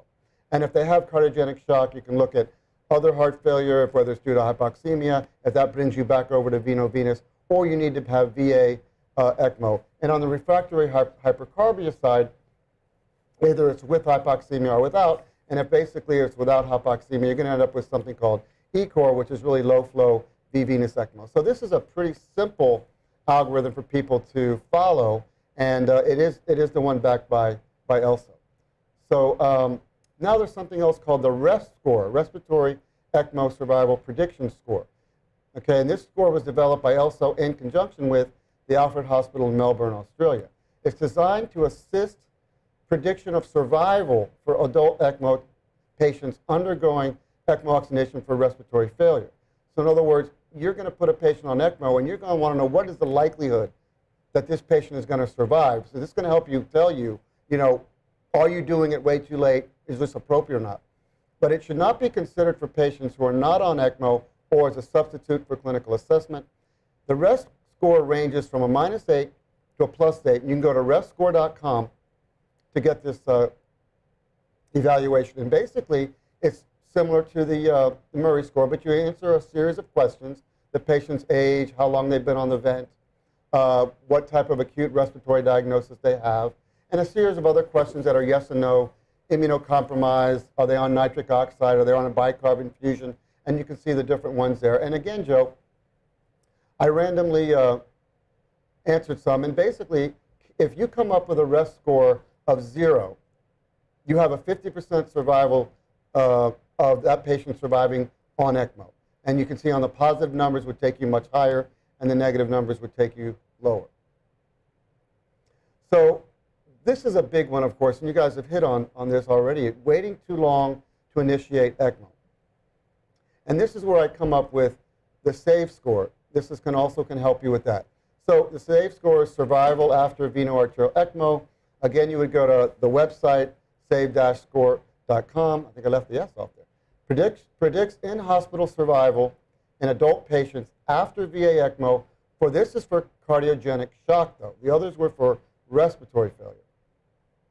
Again, you answer some basic questions, age, weight, etiology of the cardiogenic shock, the renal level of acute renal failure or chronic, some of the respiratory status of the patient, some cardiogenic questions, and then if they're in liver failure or if there's been CNS dysfunction. Now on this one I randomly selected. I didn't do any targeting. I just said, let me try this, see what sounds good. And I went through and I just answered some certain things to see what the score would be. And the score comes up of a -4 SAVE score, which is a class 3 risk class, and that would give you a 42% in-hospital survival. Then I went back to it and I changed one thing. You see the red there, number 5, respiratory. The initial one I circled, intubation time in hours, was 11 hours to 29 hours. You know, it's not very long, actually, right? 11 to 29 hours. And if you just bump that up to greater than 30 or 30 or greater than 30, it changes yours from a -6 SAVE score, a class 4, and only a 30% in-hospital survival rate, down from 42%. So if you had somebody on this particular case intubated for 24 hours, and then you just wait 6 or 7 hours longer, this drops 25% decrease in your in-hospital survival rate. So for cardiogenic VA ECMO. So here's another thing that I saw a lot too, Joe, was poor cannula selection and placement. Now we could do a whole hours on this, and we have, I think, done some perf webs on this, so I'm not going to do that. But what I want to advise the perfusionists listening is, you know, you have to know your cannulas. You cannot rely on your surgeon to know everything all the time. This is your baby. You should know your cannulas, what your pressure drops are with certain French sizes, or at least ballpark, and what your flow capability is. If somebody asks you, surgeon says, you know, I'm going to put a 15 French in, are we going to be able to flow? Well, you should kind of know, you know, where that's going to be. Well, how much better am I going to be if I go up to a 17 French? So one thing that's interesting here is if you notice the venous pressures on the right and the arterials on the left, a pressure drop is a pressure drop, whether or not you're positively pushing it or you're negatively pulling it. The difference in the venous and the arterial, though, is the venous cannulas are a little bit longer, generally, right? So you're going to have more resistance because of the length. But if you look back here, I'm going to go back to the first slide. So if you have a 15 French arterial cannula, you can flow 3 liters a minute and have 100 millimeter of pressure drop. If you jump up to a 17 French, you can have a 4 liter, which is usually 4.2 if you look under close, flow through a 17 French. And if you jump up to a 19 French, it goes all the way up to 5.5. And just as a rule of thumb, in case you ever wondered, I can't memorize all this for every cannula, right? It's about a 35% improvement for every 2 French sizes you jump up. If you take 3 liters at a 15 French and you take 35% higher, you'll be at about 4.2 on a 17 French. If you take 35% on top of 4.2, you'll be at about 5.4. So just to give you a general idea, if you have a certain cannula in a patient and the surgeon asks you, how much better am I going to be if I go up to this? Generally, it's going to be about a 35% improvement, just so as you can calculate on your own. But one last thing I want to point out, manufacturers do not test their cannulas with blood. They test their cannulas with water. So even what I'm showing you right here is a manufacturer's insert on how their cannula performs, but it's tested with water, not with blood. So here we have one example of placement. And I was talking about, we do a lot of right IJ, right femoral vein for our COVID, and this is this particular setup. And as you can see there, you're really having a high likelihood of mixing if you have the venous cannula too close to the return cannula there in the atrium. So you really should position that venous cannula at the junction of the IVC and the right atrium and try to aim as much as you can that right IJ down into the right atrium. But just looking at this, I wanted to show you guys something, because this actually happened 3 days ago, Joe. I couldn't believe this. So you guys able to hit the play button on this video? This is a femoral venous cannula. Look at the line and see if you can see what's going on. Wow. I can see it brightening up. Look at that. See what's happening? I actually videoed that 3 days ago. That's an actual patient that has a femoral vein, right? That's his right leg. And we had a very inefficient right IJ, right femoral vein, VV cannulation. We took him back to the OR, and you know what we did? We put a Protec in. But in actuality, we also pulled this femoral cannula way back, and that actually did improve some things to a certain extent. But he actually needed more than that anyway, because he had right-sided failure. So that's pretty impressive. But this is what can happen when you have poor placement of cannula, and you're not monitoring your venous mixing with some, astuteness of your SpO2 on your line, or maybe even the ELSA monitor, or what have you. You see that? It's sucking right back the arterial return blood. So let's see if we can. So here's a big one, of course, that you see, that I would see out there. This I saw a lot. Now, I'm not a pulmonologist. I'm not even a respiratory therapist. So I'm going to give you best I can. And guys here can probably add a lot to this. Mismanagement of the ventilator. And when I say that, I'm talking about on ECMO, on VV ECMO mostly. So just so people can understand, there's something out there called VILI, ventilator-induced lung injury. And there's 4 basic types of lung injury that you have out there. And one of them is atelectasis trauma, right? This is the shear stress caused by the opening and closing of the alveoli. And if you want to look into this deeper, you can look into something called the hysteresis curve for lung compliance. And what this is the difference between the inspiratory and expiratory compliance of the alveoli. So it means that the lung volume at any given pressure during inhalation is less than the lung volume at any given pressure during exhalation. There's something called barotrauma. This is elevated transpulmonary pressures. And if they're greater than 30, is usually when you get very concerned. But transpulmonary pressure is the difference between the alveolar pressure and the intrapleural pressure in the pleural cavity. And I had a good question, and maybe, Doctor, you guys can answer this. What is the pressure in the pleural cavity? Would you have a good idea of what it is?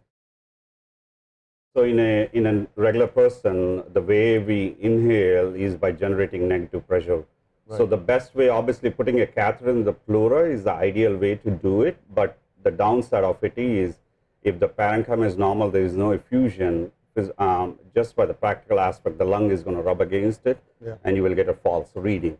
So in a clinical setting or in a physiological way, if you want to measure it, people end up doing a esophageal probe. That's the best way to know what your pleural pressures are doing. Now the next question comes down to, what is it? If you are under positive pressure, that's a whole another different story, because that's not physiological, how to do it. So roughly, yes, the pleural pressure you can calculate by using esophageal probe. There was actually an excellent study which answered this question in ARDS, where people controlled the ventilator setting and mean airway pressure based on the esophageal pressure and the mechanics. Unfortunately, it didn't show any difference by doing usual clinical judgment again, because it's not exactly like a balloon inside a box. That's not how lung works. It's a lot more complex the structure. So I guess my question was, if for people who are out there listening, thinking about this, if your pleural cavity pressure is basically very, very low and even negative, and so if you have a positive 30 intra-alveolar pressure and you have a negative on the other side, that delta becomes very large. Higher, yes. So it's not as though we have a relatively significant positive pressure at all in the pleural. Absolutely. So that way, a positive 30 delta across the lung can be quite dramatic. Yeah, the transpulmonary pressures, as you again rightly pointed out, what are the different settings? Was the patient paralyzed or not? Did you take out your thoracic compliance? Is he coughing? Is he agitated? All those things will make your pressure. Like you and me, when we cough, we generate intense positive pressure inside our airway, because that's physiological. That's how you want to expectorate your secretion. So similar to that. And why does it matter so much? It's like putting it in a balloon. It's going to rupture. So we are doing such high pressure, you develop interstitial air leak, and there you go. You get a pneumomediastinum and everything else, because a lot of people miss out. Pleural effusion, pneumothorax doesn't happen because you have an obvious rupture in the lung. No, that's not how it is. Somewhere in the interstitium, on the alveoli, the air starts creeping into the interstitium and it just spreads and leaks out. And so this is a big cause of your pneumothoraxes, your pneumomediastinum, and your subcutaneous air, correct? Absolutely. Okay. So then we also have biotrauma, which is largely something that's going to happen due mostly to the inflammatory cascade. And then we have volutrauma, and this is when you get into overdistension of the alveoli, correct? Which is mostly due to overextension of volume, too high of tidal volumes, I guess, right? Absolutely. So there's a lung protective mechanical ventilation strategy or target. Now this is reserved for ECMO. It's not settings that you would put a patient on generally outside of ECMO, okay? So the whole point of ECMO, especially with VV, is so we can turn these vent settings down to rest settings and allow the lungs to recover. Now, Joe, when I was out there, I saw very aggressive and high vent settings, even though we had the ECMO on. I saw patients where the ECMO was on 70% and the ventilator was on 80%. Makes no sense. I mean, Absolutely so we're going to talk about this. So something called plateau pressure, which you should try to keep less than 25. And this is sort of your, for people who don't know, your end inspiratory pressure. You also have your respiratory rate. You should try to set that somewhere between 4 to 10. Just so you know, for reference, normal is somewhere between 12 and 20 for a normal person, healthy. PEEP, you should try to set somewhere between 5 and 10. Now, there's a lot of things that go into PEEP, but just so people know, your normal PEEP would somewhere be around 3 to 5, but that's a little bit debatable as well. And then driving pressure, you want to keep that less than 15. Driving pressure is your plateau pressure minus your PEEP.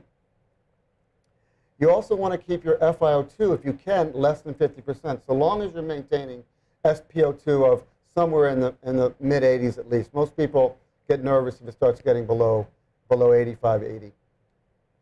And then your tidal volumes, usually you try to set down to 4 to 6 milliliters per kilogram. I think one of you guys brought that up in your talk. And normal for most people, just so you have a comparison, is 6 to 8. So you're setting your tidal volumes a little bit lower, but this is very heavily dependent on the lung compliance, which almost all of our patients are going to have big issues with lung compliance. And then you want to avoid dyssynchronies. Dyssynchronies is fighting the ventilator. And when this happens, you may need to look into some sedation. There's a big reason why I brought all this up. Sedation and paralytics.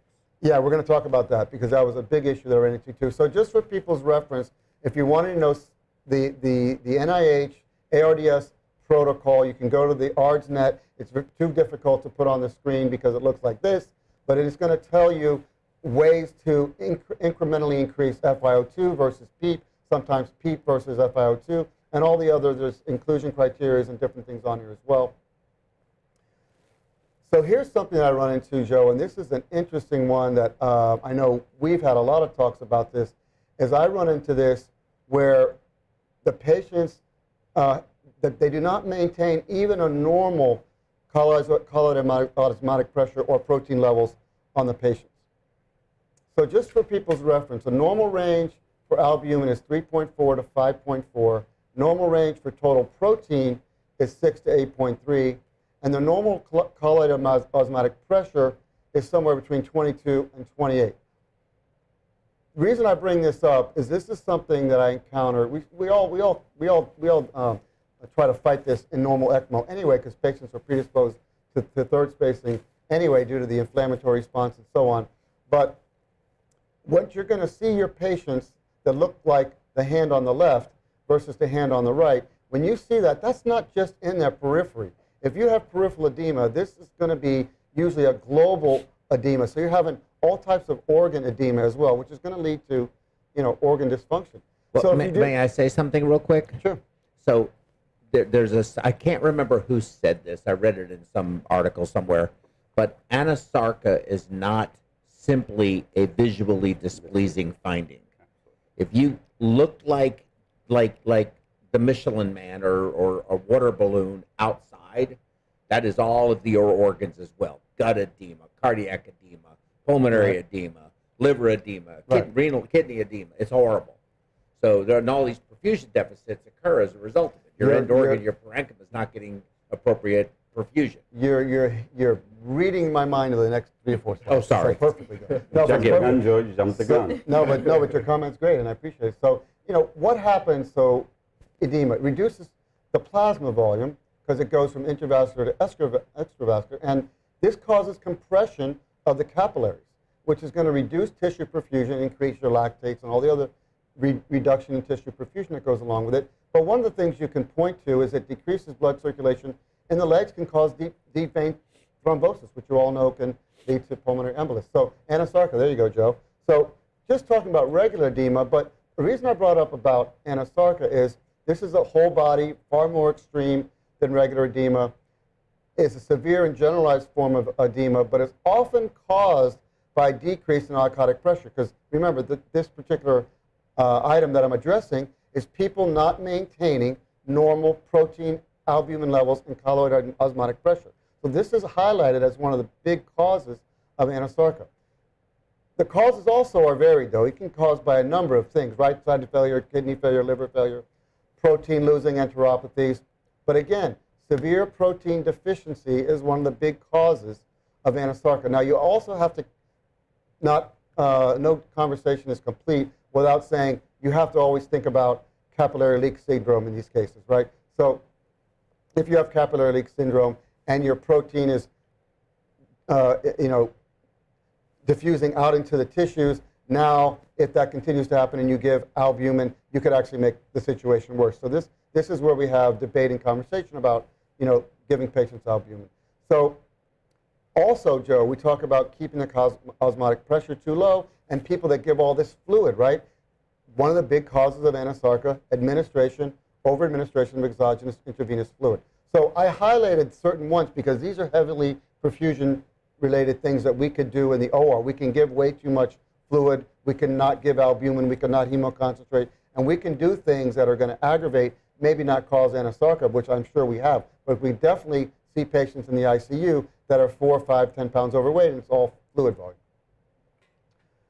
So here's a big one now, and I'm not a critical care medicine physician, but I'll tell you what I know and what I could learn, but I saw this extensive periods of paralyzation and sedation, and I went to a place, Joe, where they had 0% success COVID patients, and every single patient was completely sedated and paralyzed for weeks and months at a time.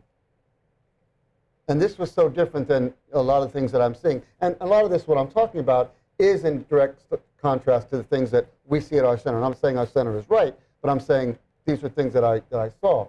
So what can we try to learn from this? This is extensive periods of paralyzation and sedation. So clinicians in recent years have trended away from heavy sedation. It's not totally true, though, which is generally associated with cardiovascular complications, delirium, increased difficulty weaning patients, of course, from mechanical ventilation. But prolonged sedation leads to muscle loss, which is a real big one. It also is going to lead to prolonged ventilation, poor circulation complications, and lengthy rehabilitation. There's a formula, and you guys could probably tell me, for every 1 day of sedation is 3 days of rehabilitation. Is that correct?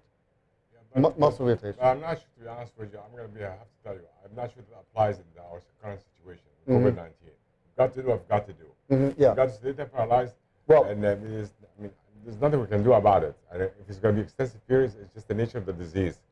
We have to deal with it. Actually, I actually looked into that, and with the COVID patients, we are having to sedate and paralyze our patients far more than we ever did before. That's absolutely true. Well, if you have, I think it just depends. Again, if you have a patient who you can keep comfortable, we'll say Precedex, and they're not thrashing about, I think that's one set of patients. And I think we keep trying to create this one-size-fits-all sock. If you have a patient that has sufficient lung reserve, you don't have to beat them up at the vent, and you can keep them comfortable, and you can sort of let them be awake, but like not paralyzed. That's great. But if they are, non-compliant, or they are rigid, stiff, fighting, and you're having a problem ventilating them, or they have almost no pulmonary reserve at all. They aren't contributing. It's all ECMO. You're probably going to be having to handle that patient differently. Yeah, again, we all are talking about the same thing. Essentially, it's the priorities of list. So if somebody you're trying to sedate and everything is the short-term priority, which I would as a clinician, why am I doing it? Oh, I need the oxygenation better. Yeah. And what are the different ways? Yes, I have stabilized the delivery. There is a certain amount of oxygen I'm delivering to the lungs. The next aspect is how can I decrease the demand? And one of the things is sedating.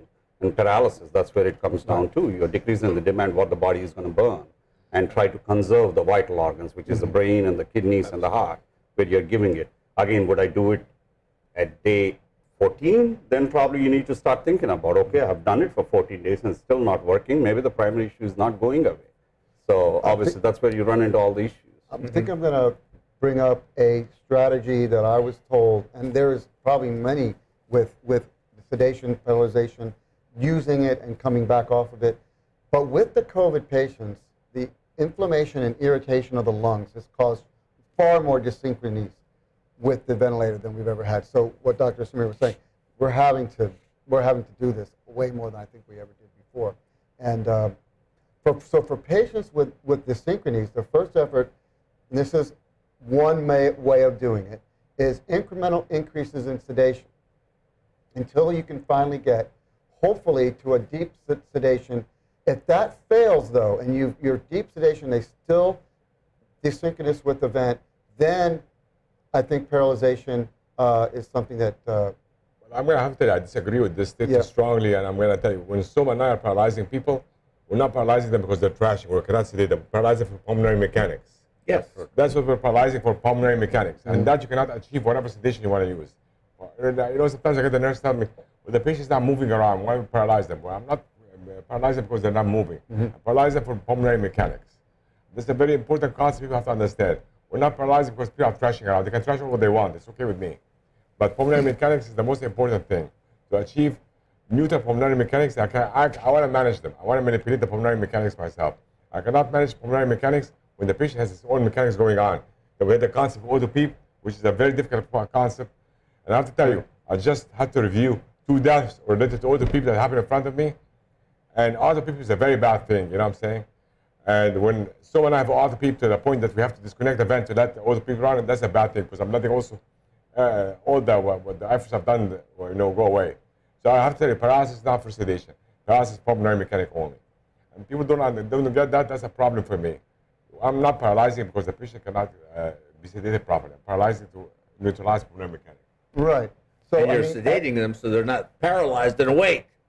Well, that is the that is the standard, sir. That is standard, sir. Well, I can tell you that at our center, we paralyze very, very few. We do sedation, and we don't have dysynchronies with the vent. Now, when you do, we paralyze. Now, I know a center who is very, very prominent, who takes patients from the beginning, day 24, 48 hours, 72 hours, paralyze, sedate the patient, get them oxygenated, start reversing the downward trend of hypoxemia, then start bringing them back off of that and see if they don't fight the vent. So I'm saying there is many ways. In fact, this is the next one I put up there. Eliminating the ventilator dysynchronies in the first 48 to 72 hours, when you can eliminate those dysynchronies, which if you have to do paralyzation, you do, allows for you to draw an opportunity of 3 days or so, diuresis and or CRT to dry out the lungs and correct and get ahead of the hypoxemia. Because if you're having to put the patient on ECMO and heavily ventilator, hypoxemia is probably a very serious issue, right? So unless you get ahead of that, you're going nowhere fast regardless, right? So, so as the lungs improve, then you can try to hopefully decrease your paralysis, and sedation should follow. I'm not a pulmonologist. This is all advice, recommendations from people that I have spoke to. So this is something else I see, Joe. Tremendous bed sores. They paralyze the patient, deep sedation. They don't turn the forget about taking the patient and get him sitting him up like you were talking about, Serina. We do that all the time. We take him, we put him in the chair, even if it's in a lift. That amount has tremendous improvements for us. Even if you can get the patient to sit up and they can't do a whole lot, you'd be amazed at how much, what you were talking about. You're already changing your VQ mismatches and things, a whole bunch of things that I don't even know if we fully understand. Benefits seem to emerge, but bringing the patients up, and even if we can get them up and into the chair. I go to places, they don't even have a chair in the room. They say it's not big enough, or whatever the reason. So, but all nurses know, and nursing care would know that, you know, even just offloading a patient 10 degrees reduces the incidence of pressure wounds by 70%. And a lot of times you're going to do more than 10, more 20 and 30 degrees, right? And I think you were saying if you can't prone, you want to go even, you know, as high as possible. And even this has a lot of benefits similar to proning, but not as extreme, but you still have the relationship is there, you know, for the improvement, not only for bed sores. So failure to turn or angle the patients. The aims of repositioning are to reduce and relieve pressure on the area at risk, maintain muscle mass and general tissue integrity, ensure adequate blood supply to the risk areas. Patients who are bedbound should be turned every 2 hours. I think this is a nursing protocol. Keeps blood flowing to their skin, prevents bed chores, and will keep them more comfortable. I mean, Serina and you guys, you think that around the clock you see patients, even in the night shift, turn the patients every 2 hours? Is Yes, that even it does in the happen? night shift. I did work nights, so I can Yeah. report that yes, we are. And still I was turning told that. patients. I was told that as well. Exactly. I went to a place. They didn't have any wedges. They said, "What's a wedge?" I said, "You ever put your patients up on a wedge?" We don't have wedges in our unit. You can make them with pillows. That's it. Yeah, they do pillows. I know. Good job, very good job. They do. Well, this They is a do place. anything. This Roll is a a place sheet that or had roll never. a blanket up. Do something. Yeah, yeah. I mean, But if you don't move your patients, and I mean, just sometimes moving them around, Right. especially if they have a lot of, you know, if they have like pneumonia and stuff, they have any kind of pleural effusions, you're moving it around and you're sort of helping it, you know, clear over time. the But list of benefits just moving is around helps. long list of benefits. Yeah, there really is. This is something I see all the time. Joe, at your hospitals, you do ECMO here. Oh, my I God. walk into the room and I see the heater turned on 36.3, 36.5, 36. A lot of people have it as their protocol. Now, I'm not saying it's wrong or right, but if the patient, they have the bear hugger on the patient, they have blankets on them, and the heater's at 36.6, the patient's cold. In my opinion, patients should never be cold or hot. On ECMO, we have control of the core temperature. So as perfusionists, you go into the room and the nurse is covering the patients, freezing, turn the temperature up the room, bear hugger, and you have the thing at 36.3. You're wondering why the patient's cold. You know what I mean?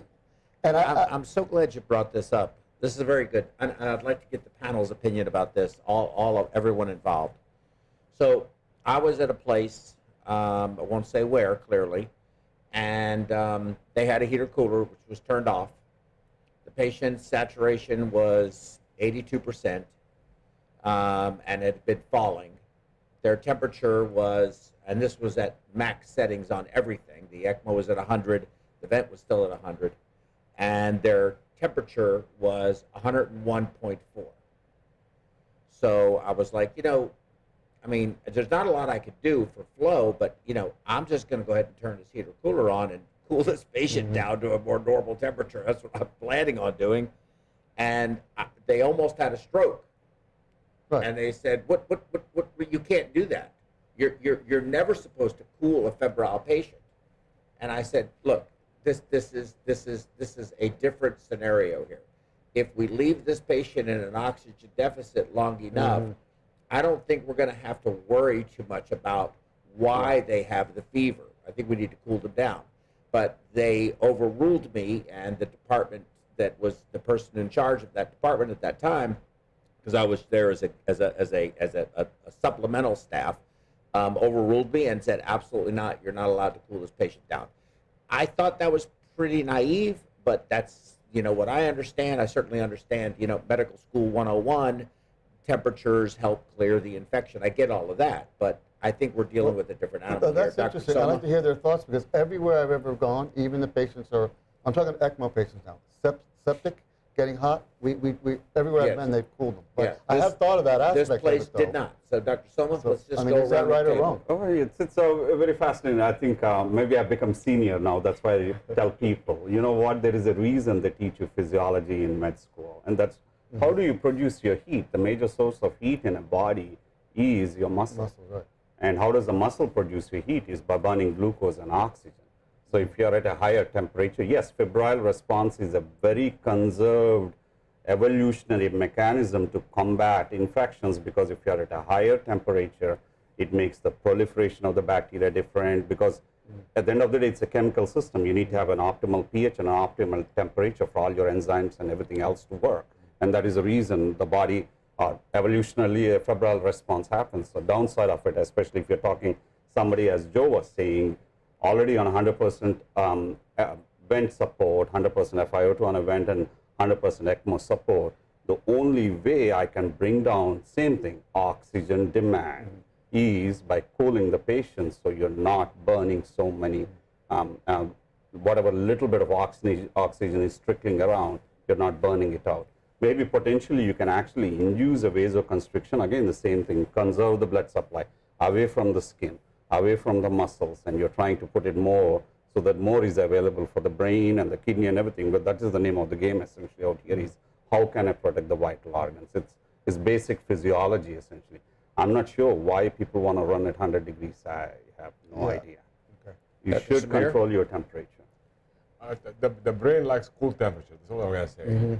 So you think But that's a different context. Yeah. Because that's injury and So how is 100 your... I think about it. Oh, being running hot, I mean, Yeah, that doesn't So make any sense. 101.4, you disagreed. You think that I Absolutely. You should should cool the cooled patient down. You John, should you cool the think that? patient down. Gil? You should, for sure, you should have cooled the patient. You got to get the metabolic rate down. I didn't. Yeah. Okay. I mean, But, it you know, would 'cause have I was- allowed you, but that was I was the right move. overruled. Yeah. I mean, again, same thing. If you look at why does a normal human being, you go to Antarctica and this thing, why do we shiver? One, Right, we it's have to, all because we are muscle. ectotherms, we Right. lose heat. Right. So when we shiver, we actually get our muscles, produce more heat. Why does the skin get more drier and everything else? Why do we develop frostbite? Because that is a physiological response, because skin is a major organ. That's where you lose majority of the heat. The body says, I'm going to decrease the blood supply for it. So vasoconstriction happens. Go to an extreme, you get frostbites, because that's essentially what you're doing. So you're essentially mimicking what the body actually has a natural mechanism to realize what I need to do is decrease my heat loss, because what I'm producing, or I don't have enough energy to produce so that I can combat somebody living at a sub-zero temperature. So that's the simple extrapolation which you can do in this case. I know ECMO centers, their protocol, set the heater at 36.5.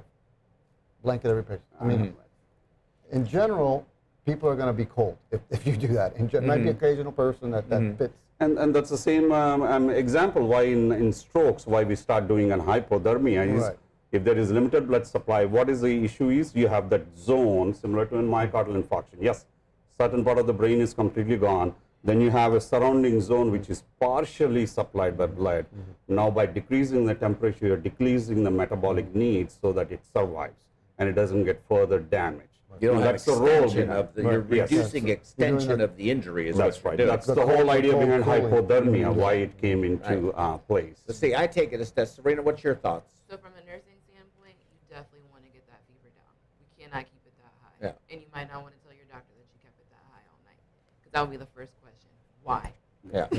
Unless you're where I was. Right. That's a Which different I've never story. heard. Okay. So Joe, imagine the experience that you had and multiplying that times 12, 15, 20 places when you go places and you see these things that are just in Yeah. direct contradiction to everything you thought you knew. Yeah, but I want to So- take this just one step further. I'm going to start with you, Serena, and come back around. Is I will go farther than that. If I have a patient who we're having trouble oxygenating, and of course I'm not happy with a saturation of 82. I know some people are. I'm not. I want it to be 95 or better. That's, I think DO2 is so critically important to these patients. If they're sedated, they're paralyzed, still having problems getting their DO2 up, I'll cool them down to 36 and be very comfortable with that. And that way I can decrease that oxygen demand and my delivery deficit is compensated Absolutely. for. What say you? So I do have a neuro background, so cooling for me, I understand, and I'm okay with that because I've seen it work. But in a So patient that's not a neuro patient, this You is gotta not a neurological have to injury do what patient. you have to do to decrease that demand. Okay, Gil? I agree. You got to bring the temperature down. If we leave the temperature So up, you're comfortable taking a patient, put him at 36, just simply to reduce metabolic demand. yeah, absolutely. John? Okay, yeah, I think you guys. So this is one that Oh. we had years ago, several years ago when I started, we had purple fingers and toes seemingly way too much. And, you know, Joe, we've done several perf webs on neosynephrine, and I'm not a fan of it at all. But it's come to where we almost never use it in our unit at all anymore. But you go out there and you see this, and of course, this is what you see. And for anybody listening who may not know, phenylephrine is strictly an alpha-1 vasoconstrictor. And worse than that, it's a precapillary vasoconstrictor, right? I mean, if you even use phenylephrine to increase your blood pressure, and there's an application for it. Phenylephrine is an application for anesthesia or shock or hypertension due to anesthesia or shock. There's an application for it. But just keep in mind that it is a precapillary vasoconstrictor largely, and you can easily have tissue edema. So for people out there, and Serina, you could probably elaborate more than I could on this, but there are other first choice alternatives. So at our institution, many places I go, you'll see them using levophed, dopamine, vasopressin, and then if you have all these going and you need a touch of neosynephrine, then it comes in. But if you have it as one of your major frontline vasoconstrictors, we saw a huge drop-off in this type of thing when we went to using it only as the very last additive in addition to these other things that were already running. I may have left one or two Well, off. to be honest with you, I mean, I don't know what someone thinks.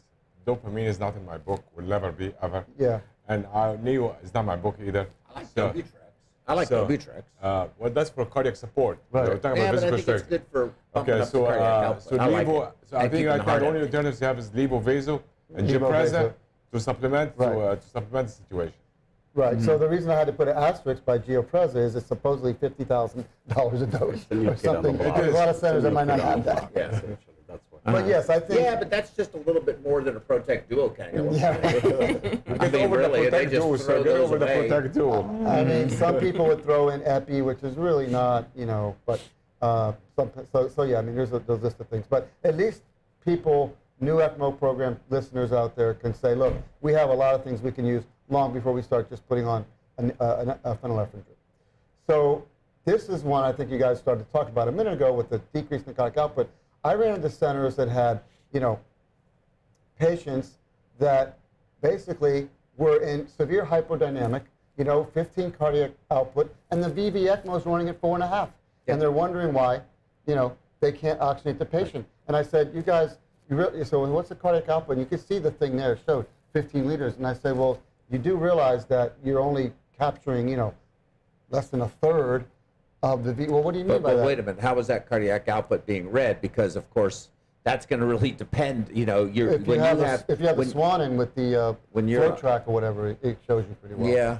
Yeah, it's going to be. But even if it's gonna not have 100% some- accurate, challenge.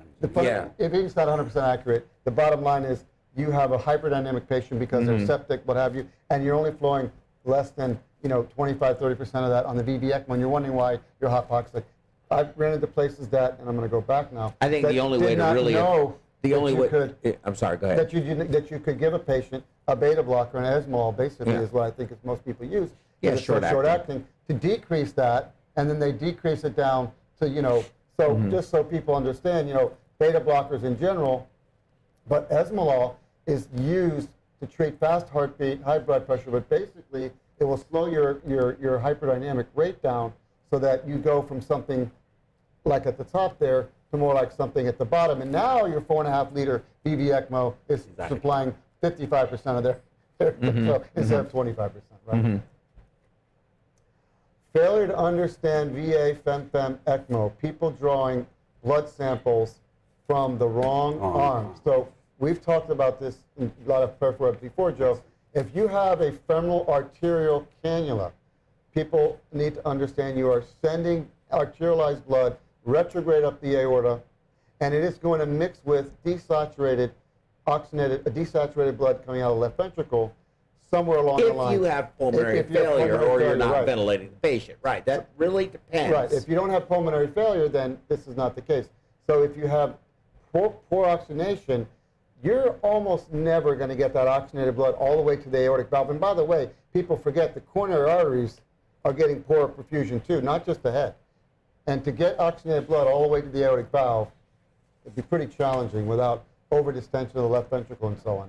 So you could talk about Harlequin syndrome and north-south syndrome and regional hypoxemia. It goes by a lot of names, but you just have to understand that you have to draw your blood gases from somewhere on your right arm, and that's because that's giving you the indication of your earliest, most vessel takeoff to the head. you still may be being hypoxic to your coronary arteries, by the way.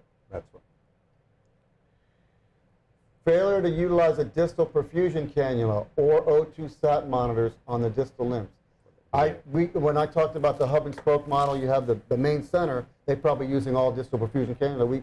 Protocol is absolutely standard of care, but we'll do a pack and ship where they send it doesn't have the distal perfusion cannula, right? They think, well, it can flow around the cannula and come back down. So, and I'm a big advocate of using some type of a sat monitor on your limbs, and you'll see here, like this one here, the two limbs, and one is greatly higher than the other. And this is what can happen when you have one limb that is not have the arterial cannula in it, and the left would, and you see poor limb perfusion can lead to just horrific complications. If you have a distal limb perfusion catheter in, you can see there, both legs nice and pink, it's going to send blood down the leg. Okay, so you see the red arrow there. You insert 5, 6, 7 French usually catheter down to the distal limb, and now you have far less complications. In fact, it's I think standard of care now to use distal perfusion catheter, but I see a fair amount where that doesn't happen. This I've run into also. People say it's impossible to take the ECMO patient to a CT scan. Have you run into that? I've been told it's impossible. We can't do it. Can't get the equipment out of the room.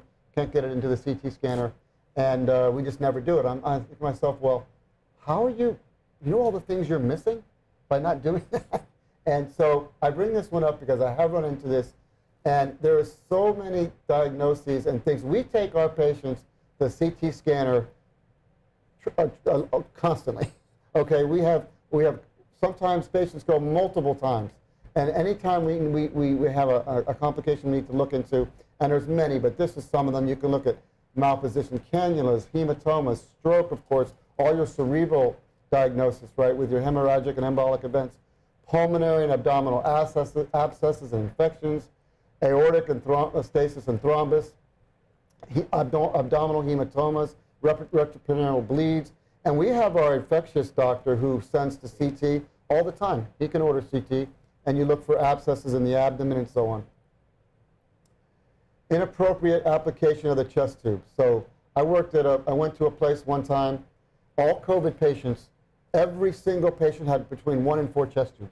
None of these were cardiotomy patients. None. They were all COVID patients. So I'm just going to read this for people who don't understand why chest tubes might be. And this came out of perfusiontheory.com, and the author was unknown at the time. I sent them an email asking who the author was, but it actually does have a lot of good information on it. And I'm just going to read this, I apologize, but chest tubes can significantly contribute to complications in respiratory ECMO patients, primarily due to bleeding from the chest wall into the chest cavity. One internal chest wound can seriously complicate ECMO efficacy, and the need for a second tube amplifies the problems. Non-functional chest tubes should not be removed after initiation of ECMO due to the high risk of internal bleeding. Chest tubes should not be inserted once ECMO has been initiated, except in the most dire of circumstances. It is possible to avoid chest tube placement in up to 86% of non-ECMO patients on positive pressure ventilation with occult pneumothoraces. Upon the development of a pneumothorax, consideration should first be given to the ventilator pressure and rate, followed by an increase in ECMO blood flow if needed. If the pneumothorax is not impacting the cardiac or ECMO function, and this is where I think people make the mistake, they see the pneumothorax, they're used to putting in a chest tube, but if it's not impacting the cardiac or ECMO function, it should be closely followed and allowed to passively absorb. Eliminating chest tube insertion would avoid subjecting 1 in 4 patients to the risk of major chest tube-related insertional, positional, and infective complications.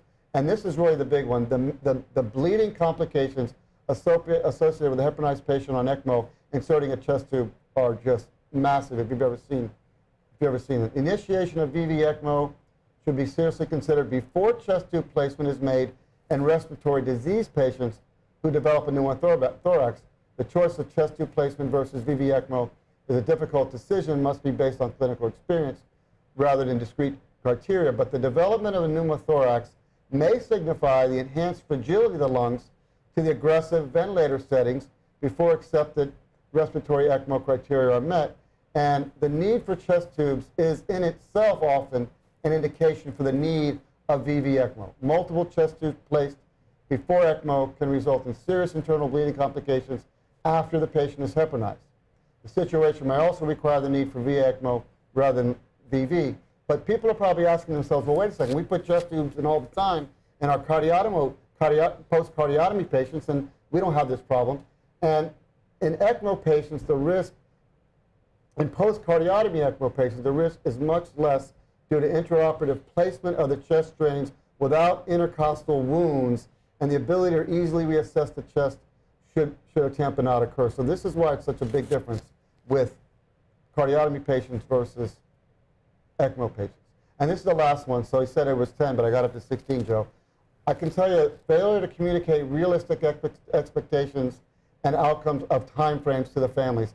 I can tell you how many times this has happened.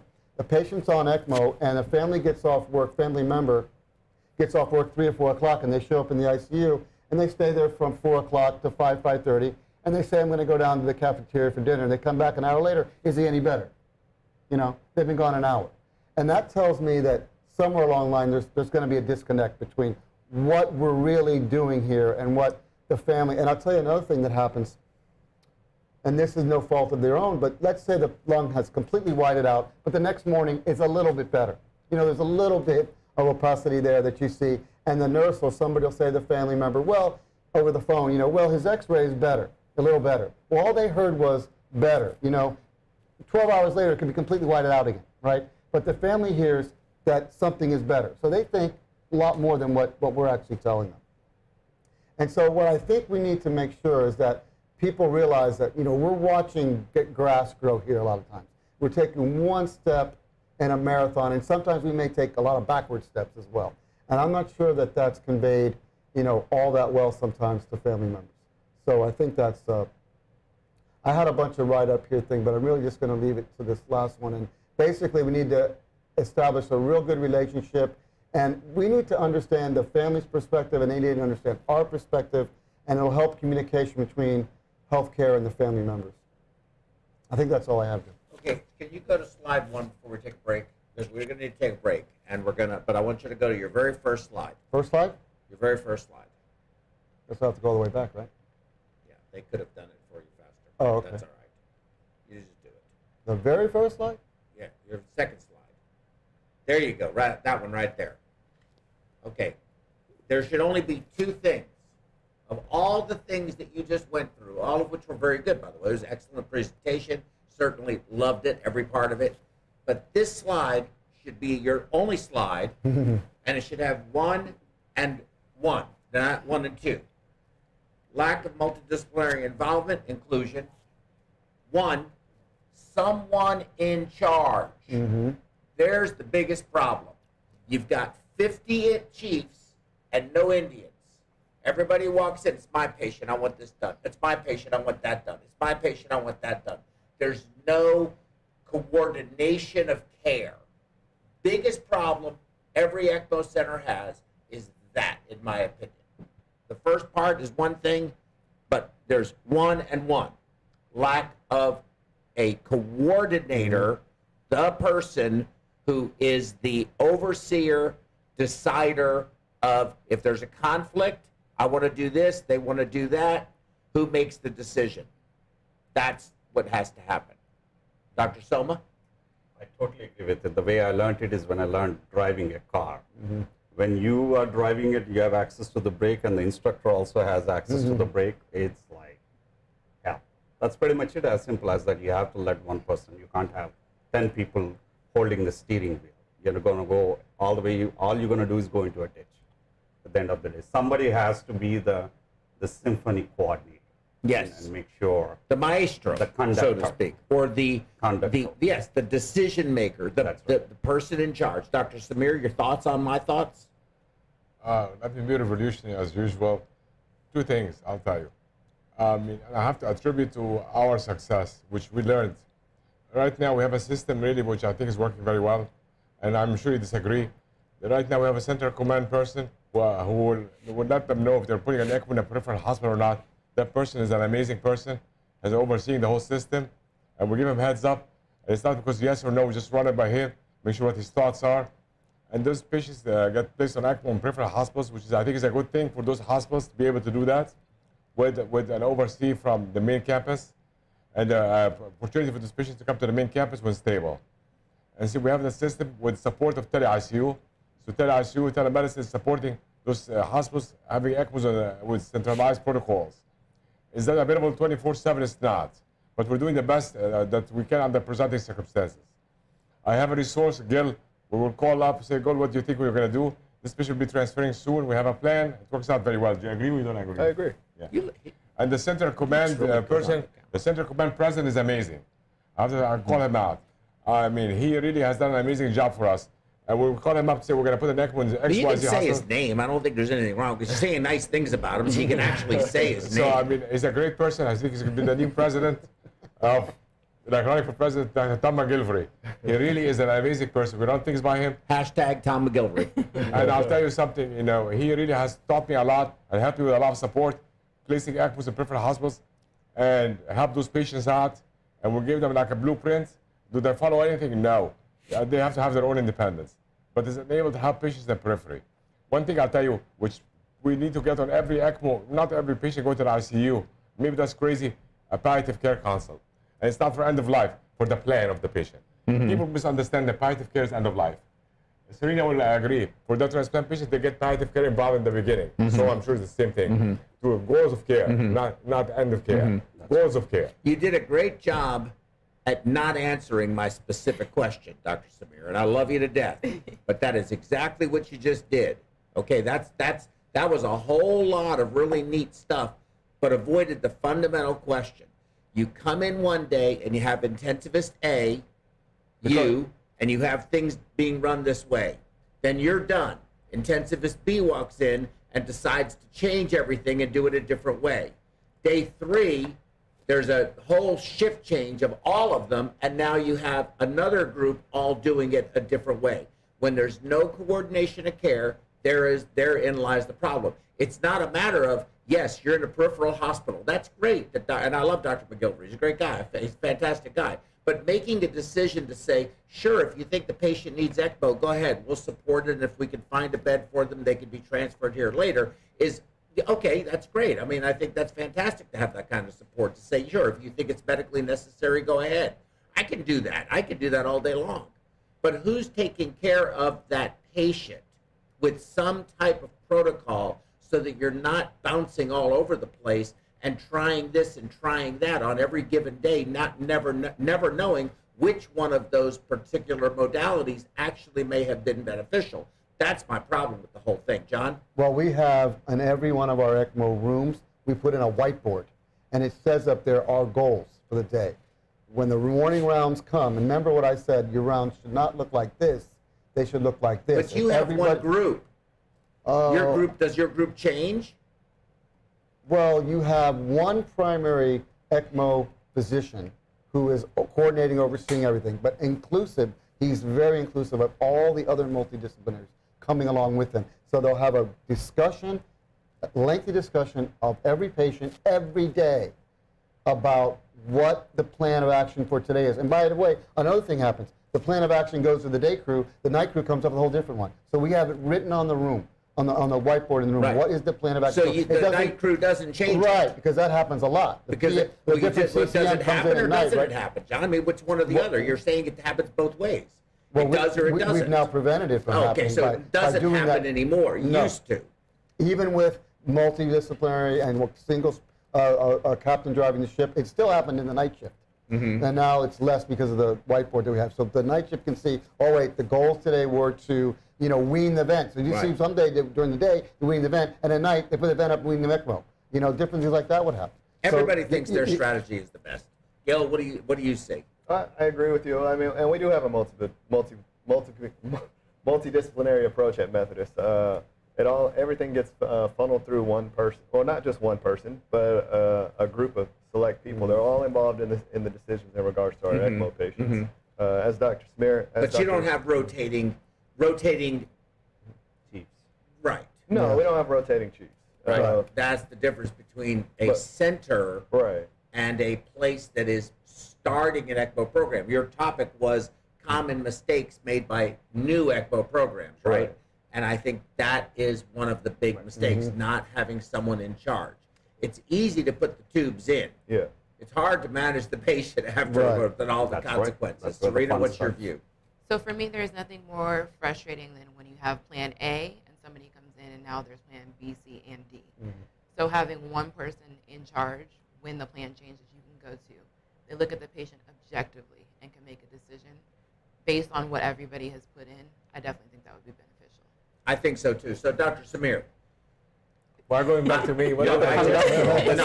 I just want to point something out. So Dr. Samir told me that today he had his crew. He had his crew with him, Yes. and he was going to. He's like, he is set. He's got the big giant army, overwhelming force. But I just want to Absolutely. do the numbers. 1, 2, 3, 4, 5 agree, including myself. I'll agree with myself. All agreed with me. But the problem is none of them get the call from the periphery. I do. And if I get the call from the periphery, I will err on the side of the patient every day of the week. But you I'll would take the probably heat for it. prefer, in your job, in your line of work, you would probably prefer that there was one key person that oversees all the, otherwise you keep getting different. For Right. me, it's one key person. I mean, Right. I call the director and I run things by him. We make a plan and we proceed. I cannot control what happens every minute, but I try to give a global plan. Things might change. Remember, this is different hospitals, not one hospital only. In our own hospital, there's no problem. But in those different hospitals, we have to give the patient the best chance, even if there's some risks involved. No, I don't. And I'm mind. willing to take those risks. Yeah. But we're talking apples and oranges. We're not. I agree. You're with just you. trying to prove your point for no reason. Take the chance and put a patient on ECMO that has almost no chance of survival. Look, I understand. That's an emotional decision. I get it. Okay, I'm not. I'm not a monster where I just. You're don't sure you're care. not? Yeah, I'm not a monster. Not yet, anyway. But we're talking about if you're gonna be in charge, then the people who are managing the patient at the bedside, notwithstanding they may have to make medical decisions by virtue of what is happening in the moment that may be different than what the protocols you set forth. But when it's actually working or the patient is stable and they just want to play with things because they think their way is better and don't like your way, that's where the problem comes in. And to tell me that you don't believe you can't be there every minute, I agree with you. You can't be there every minute. But if you have a system and you have a protocol in place, then people either should follow it or you should find other people. I think there's a problem with all of these people all doing the Sesame Street, do it my way, which kid is doing their own thing. Because I don't think that's a best practice. That's my view. I'm not going to say anything. I'm going to stay quiet. And I think it's time for us to go for a break. How about that? Okay, so we need a 10-minute break. And look, what happens to Egyptians? Let's see. The Egyptians don't. What's your method of execution over there? Is it hanging, firing squad, or sawing off the head? No, I would not go outside if I was you. Maybe there's a drone looking for you. Okay. So let's take a 10-minute break, please. We'll see y'all back in 10 minutes. Mixed cannulae, expanding performance standards. High performance cannulae for direct and femoral cannulation in minimally invasive cardiac surgery. LivaNova's complete range of mixed dedicated products allow easy and reproducible procedures. The portfolio includes the sutureless aortic valve Perceval, Memo 4D for mitral valve repair, the HeartLink system for assisting the perfusionist in applying goal-directed perfusion therapy, and a broad choice of high-performance dedicated cannulae. LivaNova's range of cannulae suit every cannulation technique for minimally invasive cardiac surgery. Venous and arterial femoral cannulation can be performed using the WRAP venous cannula and the EasyFlow Duo. For arterial direct and venous femoral cannulation, the EasyFlow aortic cannula and the WRAP are available. For venous femoral access, the LivaNova WRAP cannula features a dual-stage configuration for optimal drainage of the inferior and superior vena cava without interfering with the right atrium. The high flow dynamics of WRAP improves the capability of drainage with a low pressure drop. An optional Sellinger dilator kit is available to perform percutaneous insertion. The LivaNova EasyFlow Duo Cannula is designed for a safe and smooth femoral arterial cannulation. Its conical dispersion tip design allows a more gentle flow in the femoral artery, and its red cap avoids blood backflow during obturator removal. A dilator kit for percutaneous insertion is also included with the cannula. EasyFlow cannulae are designed for safe, reproducible, direct aortic cannulation and include a malleable stylet to aid cannulation insertion, facilitating bloodless introduction into the aortic arch, as well as a special conical dispersion tip for a more gentle flow in the vessel to reduce shear stress.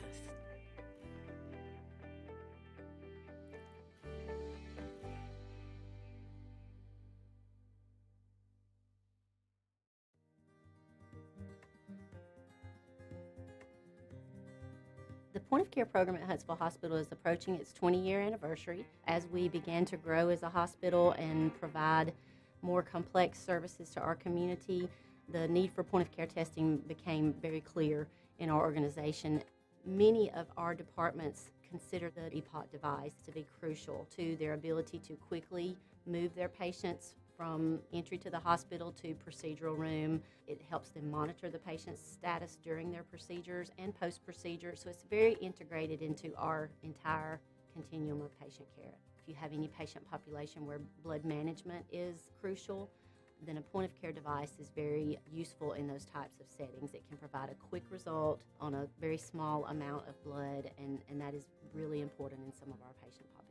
We are starting a new process where we're going to screen our patients on the floor for sepsis. The patient can look and actually feel okay. They will show us signs and symptoms of sepsis. So what we do when they show these signs, we get a lactate level. Lactic acid is a product of the sepsis cascade. So with sepsis, the inflammatory light switch goes on, the cascade starts churning, and unfortunately, once it starts going, we have to stop it. It will not stop on its own. The faster the lab draw, the faster the lab results, the faster you can act on it. The process in the lab is what the process is. It just takes a certain amount of time for the instruments to run those tests. I mean, we're talking 30 minutes even on a stat because that's the process. That's just how long it takes. There's not really anything you can do about that. For every hour you wait to give an antibiotic, the mortality for that patient increases 8%. So now that we have the handheld device, the nurse can get those results within a few minutes, and we know how to treat that patient. If a patient is going into septic shock, we do not have minutes to spare. We have got to get it done quickly. So when you get the little beep from the EPOC that says your results are in, you go with it. You don't even think twice about it. You're like, this is good. This is what I'm going to do for this patient. The next steps are clear. I think our mortality on the initial floors dropped by almost 50% in the first 3 to 6 months. At this point, we're about hospital-wide. I think we'll be hospital-wide another 2 to 4 months. So this has become a huge program within our system. Without the EPOC device, it would really be hard for us to get everything done in the timely manner. So it's really helped us to get our program going. I mean, whether you're a surgeon, whether you're a medicine doctor, whether you're a dermatologist, you want to be able to do things in a timely fashion so that you can be most effective. This really makes a difference in patient outcomes.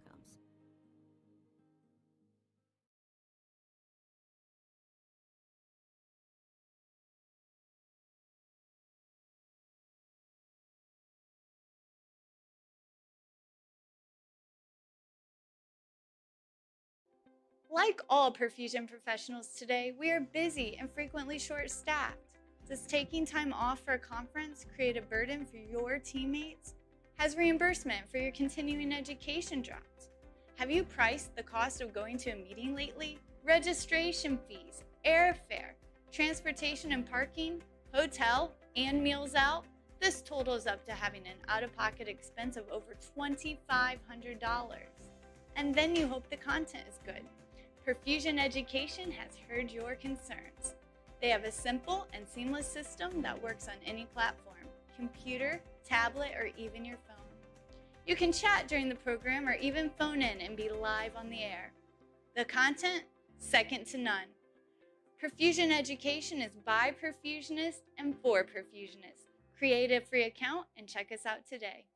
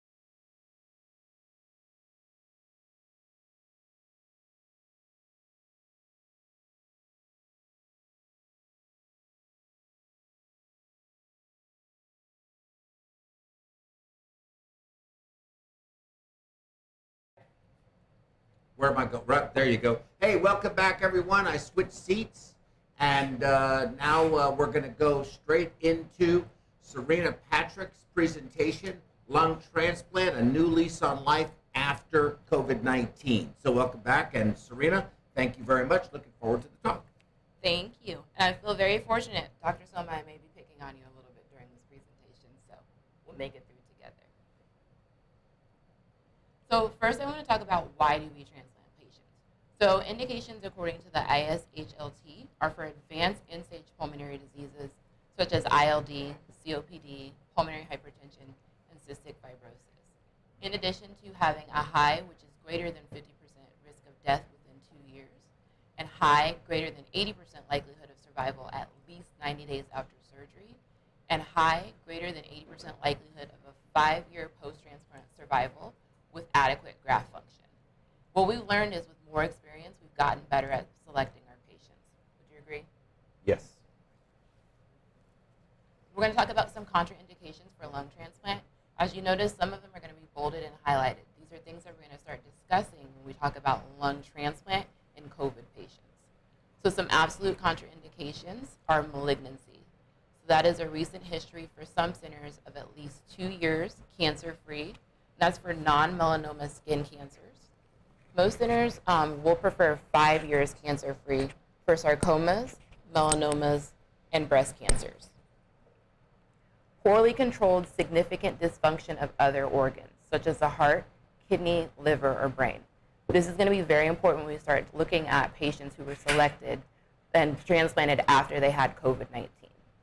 Unstable medical conditions, such as sepsis, MIs, or liver failure, irreversible bleeding disorders, poorly controlled infections, such as COVID, functionally limited when you're talking about patients who have been in the hospital for a very long time, and immobile. And then, of course, obesity, like we spoke about earlier, which is a BMI greater than 35. Relative contraindications for lung transplant include age, greater than 65. Some centers are a little bit more friendly than others, but typically we will not go above the age of 75. Mechanical ventilation and or ECMO. For those patients, we need to be very selective in who we consider, and they must have no acute or chronic other in-organ failure. Coronary artery disease, which could cause in-organ failure after transplant, so we need to consider the extent of that CAD and what type of stent they've had. Other diseases that are not well controlled, such as diabetes, GERD, hypertension, or epilepsy, significant osteoporosis, or significant malnutrition. So some of the factors that we look at when we're looking at organ allocation for the lung is going to be both the survival benefit on top of medical urgency, their waiting time, distance from the donor hospital, and if they're for children, their pediatric status. So this is what I'm going to pick on you a little bit. So this is going to be a time for reflection. This is a statement from OPTN or the UNOS Ethics Committee. Because donated organs are a severely limited resource, the best potential recipients should be identified. The probability of a good outcome must be highly emphasized to achieve the maximum benefit for all transplants. So my question is, how do we, in the transplant field, select how we're going to move forward? Who is the best candidate because these organs are so scarce? Can I add one more thing to it? As would you consider differentiating between regular and DCD? Again, those are very good questions. So let me just give you a historical perspective on how transplantation, and even if you look at the contraindications and the relative contraindications. If you look, when I started my training and got into transplantation was like 2009 to now, it's 11 years. When I started off, if you had a patient with HIV, if you had a patient with Hep C, if you had anybody who hit 60 mark, we would not transplant. Because at that juncture, the outcomes we weren't sure about, we did not know how to manage those patients and everything else. So in a span of 10 years, if you look at, first thing, let's talk about age. If you look at 2019, almost 35% to 38% of the patients are 65 plus, and I think 12% are 70 plus. How did we reach this point? Accumulated experience and learning from it, and essentially identifying whom we can help and whom we cannot help. And going back, Hep C, it doesn't matter anymore. HIV with Hope Act, now we take actually donors with HIV positive and transplant them to HIV positive patients. So there's a lot of progress in that field. So when you start talking about probability of a good outcome, I think that's a perspective. As you know, HRSA had a very good intention in 2010. And that's something which we always are like, why do we have a medical review board? And it's not just like me as a medical director walking and say, oh, I want to get this patient transplanted. Because as a group think, you want to eliminate those individual biases and somebody to have an objective evidence. Why would Dr. Hany come to an MRV meeting when we were in Houston Methodist? For somebody to look at it objectively and say, hey, this has been our experience in general, this is what has been in our center, and this is what we have done well, and these are the patients we have not done not so well. I think that's where it comes into, and absolutely, especially in a COVID scenario, one, we need to ask our question is, does the patient need a transplant? So, which is where the natural evolution of the disease. Would I go ahead and jump on somebody who's on an ECMO, just had a COVID and he's 10 days out? Probably not. That's not the timing to talk about transplant. I want to give him a reasonable time period before I say, oh, the guy has persistent ARDS, he has an irreversible injury, before I go and say, okay, now I want to talk about a lung transplantation. Now I've reached that juncture. Now where do I go? Like you pointed out, somebody on a vent and on an ECMO cannula, paralyzed for 3 weeks. Yeah, we can replace the organs. You guys do it. You can put on cardiopulmonary bypass. You can make the numbers look good. You can take a heart out and keep somebody alive for 10 hours. But the game starts after you come off it. So same thing. If we do not think as a clinical judge, or essentially as a clinician, if I do not think there is a reasonable chance for that patient, one, to survive the surgery and have a reasonable outcome from there, then probably is not the ideal candidate. And that's the thought process which comes into mind. And as you said, different teams, yeah, next week maybe a different team, one of my colleagues will come in, maybe he'll have a different perspective on it. And that goes in, and that's the reason why we emphasize I kind of like that medical review board, a group of people to make the choice rather than individual biases, especially when you're taking care of a patient. There is a lot of bias which does come into interact with the family and everything, and you want people who are not directly involved in the patient care, but can give you an objective idea where we are. And I totally agree with it. Yes, can we transplant everybody with COVID? Absolutely not. We all know the answer. Yes, I'm sure there are certain people who will benefit from it. It's an evolution, very limited experience, which has been published so far. So let's see, it's a learning curve, and I learned a lot from mine because we just looked at a different aspect of what people have done so far, and we wanted to give it a shot. Touch wood, it has turned out good. So. I want to ask you something about yes. The length of time on the vent in and of itself. Since you're going to transplant that lung, how does that play in? In other words, if that lung has been on the vent for a very long time, but we're not going to have that lung anymore, right? So that's a very good question. I mean, somebody must, Dr. Hany must have seen it. So why do we transplant somebody? The two major indications is pulmonary fibrosis with interstitial lung disease, and next is COPD in United States. So who are the people who would be on a ventilator and potentially going for a transplant is more likely to be a guy with interstitial lung disease than flare-up, what we call an acute exacerbation, which actually majority of times can happen in a non-infectious context. That's just a primary inflammatory process which has driven it. Would I transplant somebody on a ventilator? Probably, especially AT tube? Probably not. Because especially would I evaluate a patient on an AT tube? Probably not. That's just fine, because I strongly believe, again, that's as a physician and as a transplant professional, that the patient needs to be involved in that decision. This is not cardiopulmonary. This is not doing a bypass surgery. You do a surgery, everything is hunky-dory, and they go home. This is something, the surgery is one part. It's a life-changing decision. And after that, the patient has to be involved in it, and it's his choice. He has to make the choice. Is it something I want to take? I've met people who said, Doc, you know what? I don't think this is for me, and I absolutely respect the decision. They have to be in it. The way I tell my patients, it's not like a Black Friday sale. You ran to Walmart, got something, and you woke up on Saturday morning and decided, nah, I don't want it. Let me go back again. Transplant ain't that. You have to stick to it. So we're going to look at COVID-19, their current numbers and its effects. So as of yesterday, September 11th, there was over 6 million people in the United States who have been diagnosed with COVID-19. As of yesterday, there was 191,000 people in the U.S. who have died from COVID-19. As we know, it's impacted many of our industries, especially in the healthcare field. It's really changed the way that we've had to provide healthcare. Dr. Samir's favorite, we've now leaned heavily on telemedicine. For us as nursing, it's really changing how we're having to screen patients both before and after, even when they're coming into clinic appointments, before the transplant surgery, and then as we discussed about earlier, working with limited resources. So we did have some periods where there weren't enough ECMO machines. How do you select who moves forward with transplant?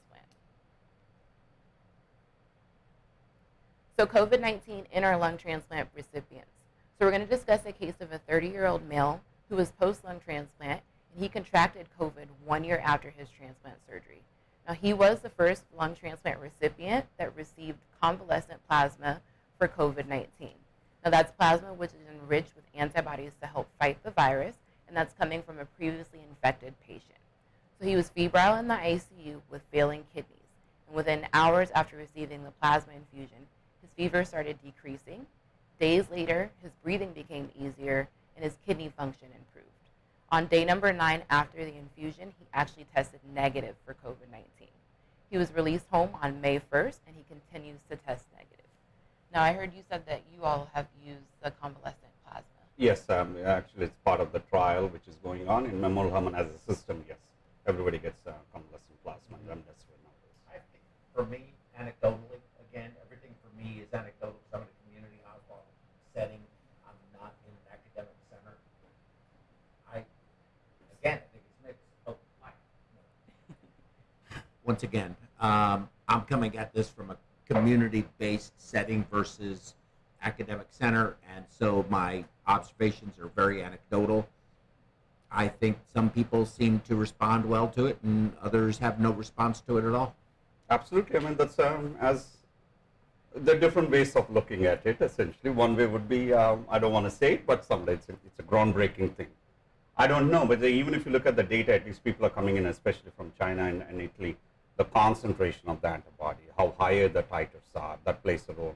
Do we take everybody who has IgG positive and infuse it? Maybe, maybe not. Again, it's similar to what something, a viral infection like, say, influenza. Yeah, we all develop antibodies to it, but doesn't mean it protects you. Maybe not. You need something more. You need a cellular response. Maybe it's a combination of both of them. So we don't know. Yes, that's something which has shown, but again, in the biggest trial which has been done, the reason why even NIH was very hesitant to endorse it was the rush to try different treatments, and the pool got muddy. It never became yes, no convalescent serum. It just became yes, convalescent serum plus A, B, C, D, D, and yes, convalescent serum with just A and B, and yes, convalescent serum with just A. So it's very difficult to say that answer as of right now. Mm-hmm. So that's my opinion. Benign, definitely, in this current era, probably should be tried. Yeah, it won't do harm. Yeah.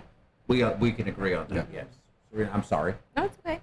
So this 30-year-old patient was actually part of University of Chicago Medicine clinical trial.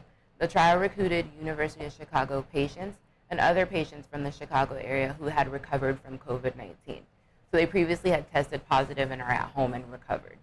So it is in the first phase, and it's being assessed as a treatment option for the critically ill patients, as those that have severe life-threatening illness. The convalescent plasma is being used as a treatment option in China, New York, and then as we hear here in Houston. A single plasma donor can be used to treat multiple transfusion recipients. Once researchers have validated that it's safe and basically that it's valid and valuable, we're going to start looking at the effectiveness as a treatment option, as we just previously discussed. Mm-hmm. So, and again, and forgive me, but I don't hope you don't mind. We have sort of a free-flowing kind of deal here. We don't necessarily follow, just not, get all the lecture done. But, I noticed that it was for those that were critically ill, those that were failing everything else, and then they get the convalescent plasma. And I have to scratch my head just a little bit and wonder, are we just waiting too long? Is it, why do we wait until maybe we should prevent something from happening? This was in the trial, but in clinical reality, it's being given right now, not as a last resort. It is. Mm-hmm. So it's being given early. ARDS, essentially, anybody who's developing ARDS, he's actually getting it. Okay, so the trigger for giving it is early. But that also comes with the caveat that the two patients, at least we transplanted, as I was telling you, one got an infection somewhere in the middle of the month. went to the ER, got positive, X-ray was fine. 6 days or 7 days after the exposure, then goes back after a week later. Now hypoxic and X-ray is different. So it took some time where the other patient says, yeah, I went to a barbecue a week prior to that, and next time when he went to the ER, he is hypoxic and X-ray shows again. Again, it's very difficult to predict how long it has been. All we know is from the point they had a contact with the healthcare facility and the diagnosis has been made. Again, you see, I mean, what happened prior to that, we don't know. It is not like an experiment we used to run in the lab. We have a mice, 1200, I injected LPS, 1800, I cut the mice down and took the spleen, or 2400, I took the spleen out, and I know exactly what it is. But there is so much uncertainty on it. When do we give it? It's very difficult. Again, it goes back to, it's like a old wine. Before antibiotics came in Second World War or anything, one of the treatments for infections was to give serum. That's what it used to be called, was take serum and give it. And all the infections which existed at that point of time, something simple like pneumonia from pneumococcus. One of the ways I'm sure Dr. Hany would have learned in his microbiology, the way we used to detect it is actually give plasma on it, so the antibodies bind to the cell wall, and that's how you can visualize it, because antibody plays a big role in controlling how pneumococcus is cleared by the body. And the reason why we vaccinate people who don't have immune suppression or who don't have a spleen, because it helps you clear that. Does it expand to every known infectious agent? Probably not. So it's a pretty big unknown in that way. So we are just rehashing what has been done like 50, 60 years back and trying to put back in. Absolutely. It's a great thought. Of microbiology. Yeah, it's a great thought, but we don't know. Let me put it that answer. One thing, it's not really, it's not like a drug. Gilead can ship it. So it's really availability and blood donation centers, and it's a lot of work to get the convalescent plasma. It's expensive. Absolutely. It's expensive to make. Yes, and you have to have, it's like stem cells. Yes. You have to have a high yield. Yeah. You have to have a high yield of the antibody. That's right. Forgive me. No, you're all right. So lung transplant for COVID-19. So back in May of this year, there was a patient that was successfully transplanted in Europe. It's an unnamed 45-year-old woman in Austria, and that was at Vienna Medical University in their general hospital. So she was previously in good health with no prior health conditions. This is a theme that you're going to see in the couple of patients that we're going to discuss about. However, her condition rapidly deteriorated. So another important and kind of a hot topic, her PCR test showed COVID particles were still present, but they felt that she was not actively infected, and that was confirmed with a negative viral culture. So like I said, she was the first transplant in Europe for lung damage caused by COVID-19. She also did have low platelet counts, which can be very dangerous going into a major transplant surgery. She also had antibodies present in her blood. That really takes the risk profile of a transplant up. So you have COVID-19 and now someone who has high levels of antibodies in her blood. So she required immune apheresis to prevent organ rejection, trying to lower those antibodies and get her successfully through the transplant surgery. However, they did report that that surgery was very complicated, but it was successful. She did have a long recovery, and they're hoping to get her discharged home. They are reporting that she's doing well, and there's no major problems at this time. So this was the first one that I was able to find back in May. So now let me ask you, Soma, what's the deal? What's the rejection situation with those lungs? Like, how are you going to manage the rejection meds? I know I'm asking a very heavy question. That is a controversy in every CMPI right now. You know, as you know, I'm sorry, sir, but you're the smart guy. I have to ask you a question. Oh, Lordy. Again, immune suppression, yes, broadly we know what we do. If you look at SRTR in the United States, we are heavy on, say, Prograf and giving CellCept or mycophenolate. That's our preferred dual agent. So if you look back, and prior to this, there were a couple of studies which came from China. Obviously, they came from China. Nobody wants to talk about it. But if you look at their immune suppression, I'm not negating that aspect, but in general, it always needs to be taken with based on the history. But I'm sure they did a great job, actually, if you look at it. They are more cyclosporin based. Our tendency, what we do as an immune suppression, there should be no change in regards to if it's COVID or non-COVID. It's very rare scenarios where the induction and what your initial strategy is any different. That's my opinion. Well, let me ask you, if you get like right now an existing lung transplant patient is COVID positive, you change the rejection meds? That's again is a very knee-jerk response, I honestly feel. Immune system both has a good way, control an infection, also a bad way where you can actually create inflammation just per se by itself. As of right now, with the limited clinical tools which we have, we cannot answer it in a clinically meaningful way. See, if somebody comes in with a severe pneumonia, he's leukopenic and everything else, probably at that juncture, I would rather actually increase the steroids and maybe hold the cell set because it does inhibit your lymphocyte proliferation and things like that. But again, it's very case to case. Would I alter it specifically because somebody has COVID? Absolutely not. I think infections are infections. You just control it. Great. So the second case we'll talk about is from June of 2020. This was a 28-year-old female who received a double lung transplant after contracting COVID-19. This was also done in Chicago. So again, she was previously healthy with no serious underlying medical conditions, but she became critically ill due to COVID-19. Now, this patient was actually in the hospital for 6 weeks prior to transplant. Full life support, ventilated, on ECMO, anything that you can think of, this is what she needed to get to this point for transplant. Now, weeks passed with no improvement, and they showed irreversible damage, began starting to stress out her heart and her liver. So the decision was made to work her up and actually list her for transplant after she tested negative for the virus. She was only listed for a few days before she found her match and was transplanted. So she was actually the first known lung transplant for damage caused by COVID-19 here in the U.S. It was a 10-hour surgery, and it was more difficult due to the amount of inflammation from COVID-19, and it left the lung sucked to the surrounding tissue, her heart, her chest wall, and the diaphragm. Her recovery was very rough. Her illness actually made the patient too weak to breathe. So she recovered on the vent until her strength returned. So imagine that. We talk about patients being too weak to walk. This patient was too weak to even breathe on her own, but we transplanted her. Okay? Now, she was released July 9th and is now not needing any supplemental oxygen. So Dr. Bharat, which is the chief thoracic surgeon, felt that this was the patient's only chance of survival, but also states that lung transplant will not be an option for every patient who has damage due to COVID-19. He felt that patients should be young, relatively healthy, very functional in their past, with minimal or no comorbidities. Would you agree with this statement? Yes, I do. I mean, now we are talking about different things. As a patient, yeah, I probably would have not the ideal patient I want to try on something, especially when I have a novel disease I'm facing with. I mean, if you read about it, she was on a ventilator, she got ECMO support, had thoracotomies, chest tubes, just for the surgical aspect, she was a high risk. I'm sure she developed adhesions and things, which obviously they saw when they did the surgery.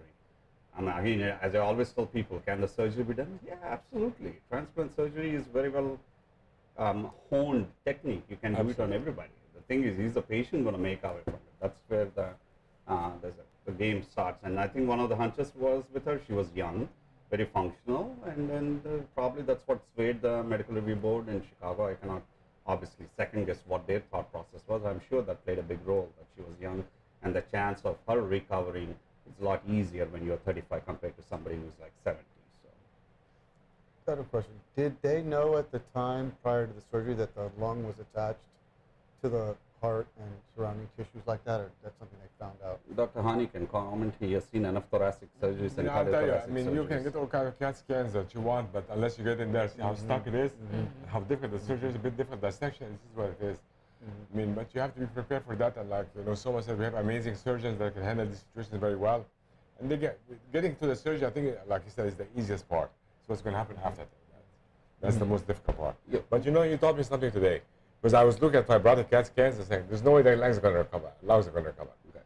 You see like a block of blood, there's no one air cavity, and there's no way that lungs are going to recover.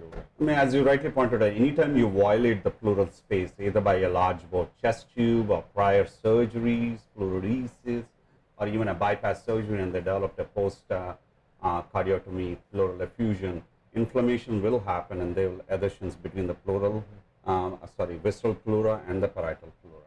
Always makes a big difficulty regarding dissecting a patient. Because unlike a bypass surgery, you open the sternum, the heart is sitting right there. When you do a lung transplant, it's like you have a small window and you're digging it out. So it really makes a big challenge. Well, that's why IPF is very much more difficult surgery than COPD surgery. Right. Yeah. So COPD is a chip shot. IPF, These guys be on standby for COPD. IPF needs probably bypass at the time. Yeah. Well, that's similar to like reoperations for cardiac reoperations. The fibrosis and the scarring and the adhesions is just sometimes you can't even do all the grafts. All the grafts because and you can't get it back out. absolutely. So you encounter this type of thing where you have these adhesions around the lung. Yeah, that's one of the It's clinical. not that unusual. I mean, Yeah. this might have been a severe case, but It's not unusual. Am I surprised that they saw it? Absolutely. Yeah. I think that's what we would have. Anybody, a reasonable team would know that Mhm. that's what they're going to face when they're going. So in July of 2020, University of Chicago Northwestern Memorial Hospital actually completed their second transplant for COVID-19. Now this was a 62-year-old male. He also was relatively healthy with no underlying conditions. He was transferred from an outside hospital to Northwestern Memorial for lung transplant consideration, where they worked him up. Now this patient was on ECMO for 100 days. He was listed once he also tested negative and transplanted within 72 hours. It was another difficult surgery over 10 hours, and they found this time necrosis and mass inflammation once his chest was open. Now, a little bit different and also increasing this patient's risk profile, he had a previous major chest surgery at the other hospital for massive infection. Now, luckily, he was able to be extubated 24 hours after his transplant surgery, and this is actually a picture of his explanted lung. I mean, that's almost unbelievable to me to hear that he was on ECMO 100 days. He's transplanted after being listed and transplanted within 72 hours of testing negative. And then he was extubated 24 hours after the transplant. That's amazing. I'm looking at his picture and he doesn't have a tracheostomy, so probably what he had was a single lumen on the IJ, and he just stayed on a VV ECMO and O2 supplementation non-invasive. That I can tell you. Yeah. And that I'm not surprised He about. wasn't previously too. Yeah, I mean. He wasn't on the vent. But again, I'm just making an assumption looking at his picture and his neck. I don't see a tracheostomy there, and especially if that's immediately after extubation from the surgery, then he must have been bridged just with non-invasive ventilation and a VV ECMO, which I think is a very good idea, actually. Yeah. Okay, fair enough. I think so too. Because if he had been intubated for those 100+ days, Then you start the sedation, I don't believe that he and would then be- all the different Yeah. stories start after Yeah. that. Look at that lung. That lung is not recoverable. I mean, it was not going to recover. no. But that's once. Is that the entire lung, or is that a section? Is that a lobe? It's very difficult to say. And did he have, and is that from, how much contribution is that from the previous, you said he had an empyema? So he, Previously? it just said major chest surgery. They didn't go into I would much think, detail. So Yeah. probably from an empyema. Again, remember, this is a deflated lung. It's not like an inflated lung. Right. Deflated lungs always They are look- they more look much smaller worse. and boggier and things like that. Okay. Thank So COVID-19 lung transplant patient takeaway points. While complicated, it can be done. It offers those with no other options a chance. It does take teamwork and a multidisciplinary approach, which we've talked about previously today, with the pulmonologist, surgeons, anesthesia, your intensivist, infectious disease. It won't be an option for every COVID-19 patient. Must be careful to make sure the virus is cleared before starting the immunosuppressants. You want to assess your patients for any other organ dysfunction, which may make transplant a contraindication. And the effect and results of transplant in this population are still unknown. Like we said, there's really not that many patients that have been done, so there's still more to see and see if it's safe and how they do after the transplant surgery, especially when you're talking about immunosuppressants. Are there more patients to come? So we must ask ourselves, will more transplant centers be willing to transplant COVID-19 patients? And how do we choose who to list? That's again, it's very. So take back a step back. So I trained in India. I went to a hospital, which was probably the only one which would actually refuse an admission of a patient if they did not have a bed, being a public hospital. So which was a big deal. So in my hospital, the only patients who got hemodialysis was people who were listed for a kidney transplant. Why did the hospital come to resource allocation?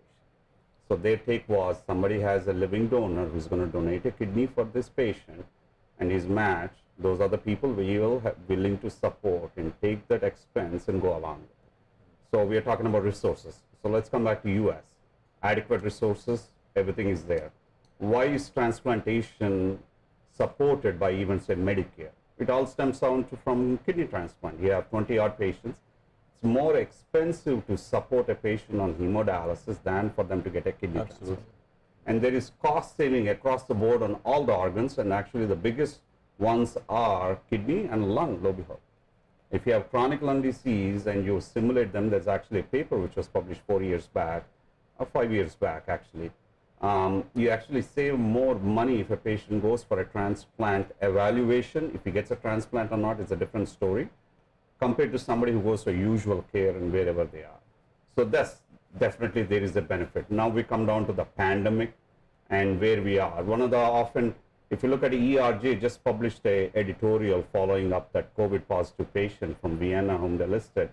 And one of the questions, one of the arguments which was made was, when we already have difficulty accessing donors, is it justifiable to transplant these patients who have a post-acute illness?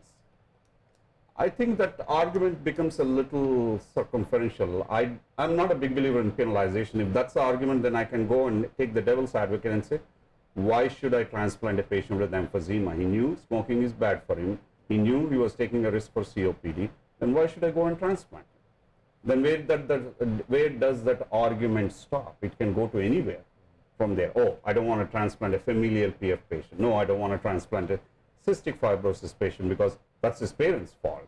They had one copy of the gene and they gave it to the kid. Why should I transplant it? It was their fault. So it's a very slippery slope ethically.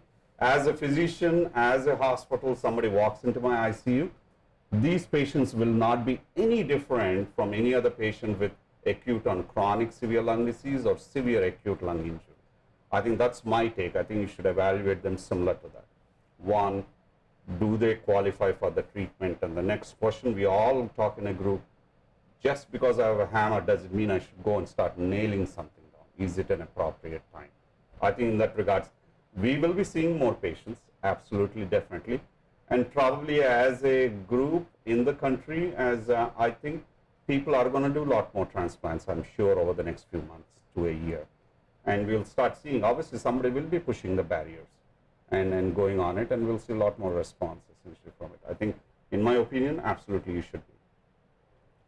Like any other patients you evaluate for a lung transplant, these patients should be evaluated the same way. That's my take on it. Very good. Interesting. What other risks are involved in transplanting patients like this? So what I can say based on the experience we have and the two people we have, so why did we deliberately choose the patients I chose, or as a group we chose to transplant? One, ambulatory, following all the, they made the decisions along with their families.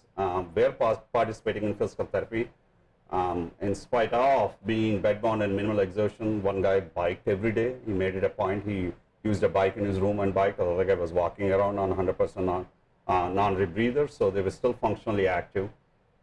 Virgin chest, never have been undergone any sort of chest surgery, chest tubes, or nothing of that sort.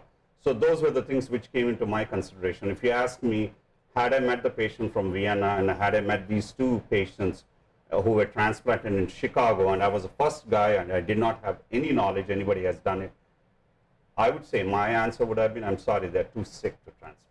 So I learned something. Yes, it can be done. Looks like patients have recovered from it. Is it because of the COVID virus? No, it was not because of the COVID virus, but on the day of the surgery where they were 2 to 3 months, being on ECMO, being on a ventilator, multiple surgeries, chest tube placement, that is the risk factors which I'm thinking about, not the COVID and everything else. So I think that's, again, going in future, that would still be my trend. And if you ask my surgeon too, probably that would be our question too. We don't want to take patients who've been in the hospital bedbound for a long period of time, or ECMO or anything. I don't, as a group, we do not think the risk of doing a surgery on them is so beneficial, or the risk benefit is, I don't think it's so spectacular. Let me put it that way. Very good.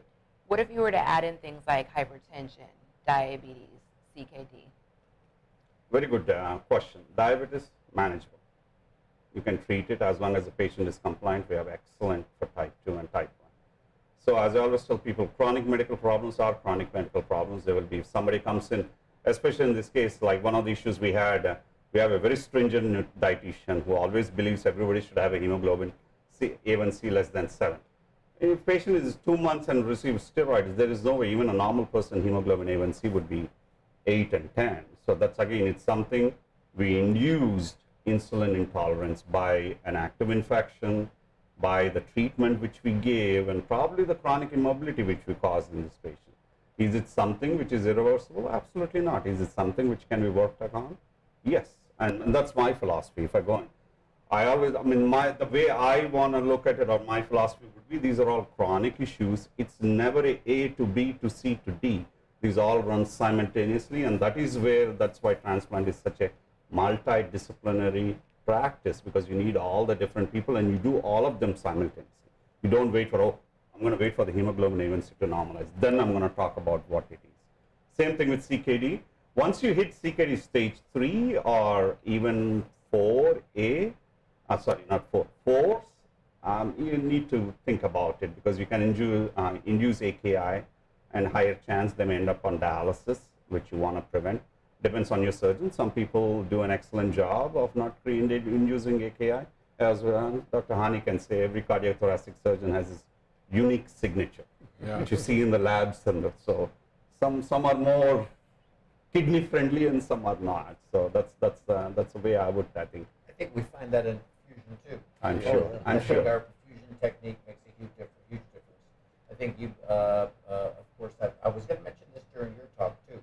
I think when we sit there and run hemoglobins of 6 and 7, and we're not transfusing those patients, notwithstanding transfusions have their own morbidities associated with them, risks and complications. I understand. It's almost in my mouth. I mean, seriously, I can't have it any further, any closer. I'll speak up. But I think very low hematocrits, low DO2, just exacerbates an already existing problem. So when we put patients on pump, surgeon A, let's keep the hemoglobin higher on this patient. They have a little underlying AKI. They do well. The other surgeon is like, we're going to do it just like we always do it on everybody else. The hemoglobin is 5.8, 5.96, and those patients have worsening AKI when the operation is over. Absolutely. Yeah. Now We see that too. Sorry. No, go ahead. Sorry. For those patients who have recovered from COVID-19, have you seen any lasting effects? So this is, again, as I told you, we are just 9 months into it. All we can predicate people, obviously, the biggest thing we have a data on who passed away or who succumbed to it. We don't have much information on who are the people recovered. The one-off and my experience I've directly dealt with. One was a post-transplant patient, young kid, hung out and had a party in Beaumont, developed COVID, coughed, had a fever for a day. We watched him for 3 days and went home. And we see him IgG positive. And a couple of ILD patients pre-transplant who developed it, and God bless them. I think they actually did very well. So how do we follow them up? I still don't have any. Yeah, we want to cheat from you, me and Serina, because I know what we're going to follow up. And so do you want to get CAT scans on your patients post? What I'm talking about. Do you want to get echoes? Echo for what? So I'm just asking you. We have a mandate on us. So do you want to get CAT scans and follow-up echoes? But again, since it's unknown, do we want to do it as a mass right now and see from it? One, we don't know what the risk is. As Joe used a word, very nice. We are all pontificating based on our accrued medical knowledge and our own thought behind it and what we have. We think should be the optimal way of it. If somebody is doing it as a process, even in ERJ, Dr. Ganesh Raghu actually was a primary author on it. He's an ILD guru, I agree, but he had this schedule he wanted to follow, or he recommended for people to follow. That again is probably just, it's like having a road and having a divider in the middle. One guy to stick to the right and the other guy come to the left, because at least it gives you a guidance and a structure, something later on you can down titrate. If you ask me, absolutely, do you need an echo as a clinician? I would say probably not, but in a bigger picture, you're following them up and you want to see how they're evolving, absolutely, why don't you? Later on, you can always look back and down titrate it. PFTs? Same thing again. Which leads me to my question, so should they follow a pulmonologist? If Does everybody who has a run-of-the-mill should go into a pulmonologist? Probably not. But again, limited data, even at 3 months, people report that they are having symptoms. Does that symptom just translate from the fact they had a bad viral infection, or they truly have some sort of pulmonary physiological impairment? It's very difficult to say. Whom would I like to see? Absolutely, if anybody has been discharged, I think it's a good idea to see a pulmonologist. Probably it's not like we are any smarter than anybody else, but probably we are more focused, and it's primarily a respiratory ailment. So we can give that judgment call to see how people are doing and study radiologically, physiologically with a PFT, see if there are any abnormalities or not. And then will the damage continue to the point where these patients may need a lung transplant and get to come and see us? It's a common, we probably are going to wrap up our paper in the next week or two, doing a lot of immune histochemistry on it, because our lab where we collaborate with, and we are intensely focused on idiopathic pulmonary fibrosis. So one of the questions we wanted to look at is what we are seeing in this persistent ARDS, is it post-COVID ARDS fibrotic changes? Does it actually mimic IPF? So if that's the case, can we do some treatment options on these people who still require a lot of oxygen 1 month and 2 months out? It's an emerging story. I haven't seen the slides myself for the last week. They were staying, so next week hopefully we'll have some answer. But I'm going to keep you guys in the loop, because as a scientist, I am really excited to look at those explanted lungs. The reason being unvarnished, no ECMOs, no ventilator, and all the super added insults which can change the primary lung pathology as such pathologically. So these are like what I call pristine progression of ARDS, and unfortunately for both of them, it remained persistent, whatever that inflammatory change was.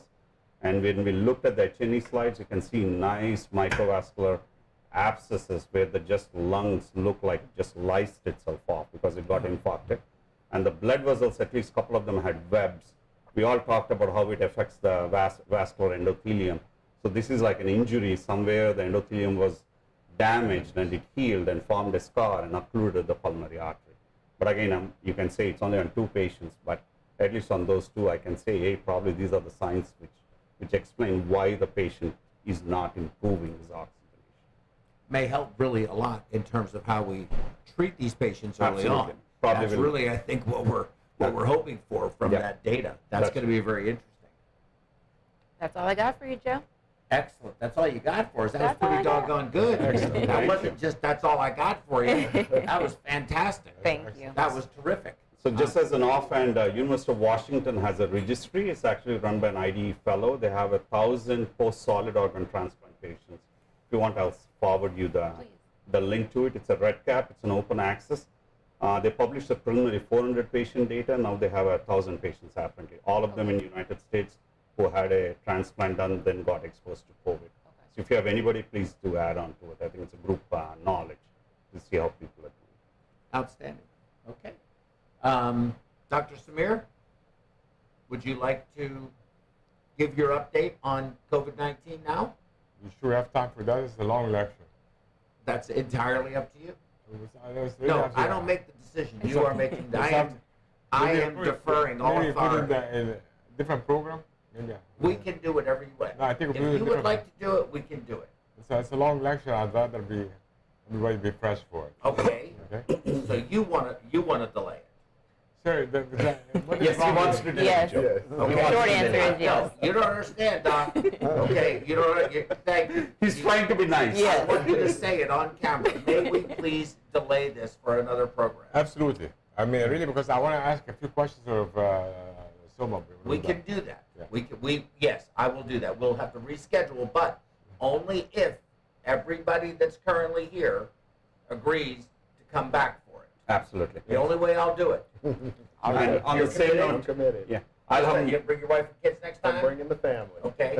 All right. Yeah, I'll have more info, and definitely I would love to come, and if you are interested in it, show what our CT findings were and what the pathological findings were. Absolutely. So I'd like to do that. Yes. Yeah. Okay. So we're going to do Absolutely, it because I really want within to the wrap up next. with some Can it questions. be can it be within the next 4 weeks? We'll have to look at our schedule. Depending on when it is, Joe, Can it- yes. Okay. So if y'all will just let me know if you give me some dates that'll work. It could be the weekend. It could be a Saturday. It could be a Sunday. It could be a Monday. It could be a Wednesday. I'm going to defer to Jyothula. I'm sorry? I'm going to defer for Soma. He is busier than me. So. Okay, so you tell me when it can happen. And John, I know you have to travel, so Sorry. if you guys can just share with me that, we'll make it happen. Absolutely. Okay. I'll let you know. So, just for the record, Dr. Samir has asked I have to sign that. I have to sign that. What is wrong with it? Sign a today? waiver. if we could please put off his COVID-19 update, which is a little long of a lecture, he says. I will have more updates by next time, I'm sure. and we'll have FDA more updates. and my hero, Anthony And- Fauci, will give more stuff. And everyone here, Dr. Soma, Serina, John, and Gil have all agreed to come back somewhere within the next 4 to 6 weeks. 6 weeks being the maximum. We're going to pick some times. Dr. Soma will let us know when he can do it. So we will see you then for that special program that we'll add. Check out our site. We have new programs scheduled already, and we may even take one of those and change it for this. It's just really going to depend. But it's been a pleasure to be with all of you. Again, yes. And what's the problem? Okay. They always do that. Can I ask Like- a question on air? Oh, yeah. Yeah. Oh, wait. Dr. And- Samir has more questions to ask. Forgive me. Can you promise to have a lecture for the TMC about lung transplant of COVID-19? Absolutely. I I would mean, love you have to invite us. That is something we really have to invite us. Absolutely. I would I love mean, to. it's really a subject that not many people are aware of. Yeah. And I stuck Serena with it because I know she's very smart and she can handle it. Thanks. So I really, we're open that subject and we want to know about it more because there's a lot of medical legal issues and ethical. And can you include in that DCD lung transplants? Absolutely. I mean, because that's a hot topic right now. That's right. And should we give that? Should we treat that the DCD livers or not? So really, it's a very important thing. Okay? Yeah. It's true. Dr. Samir, may I give the closing remarks now?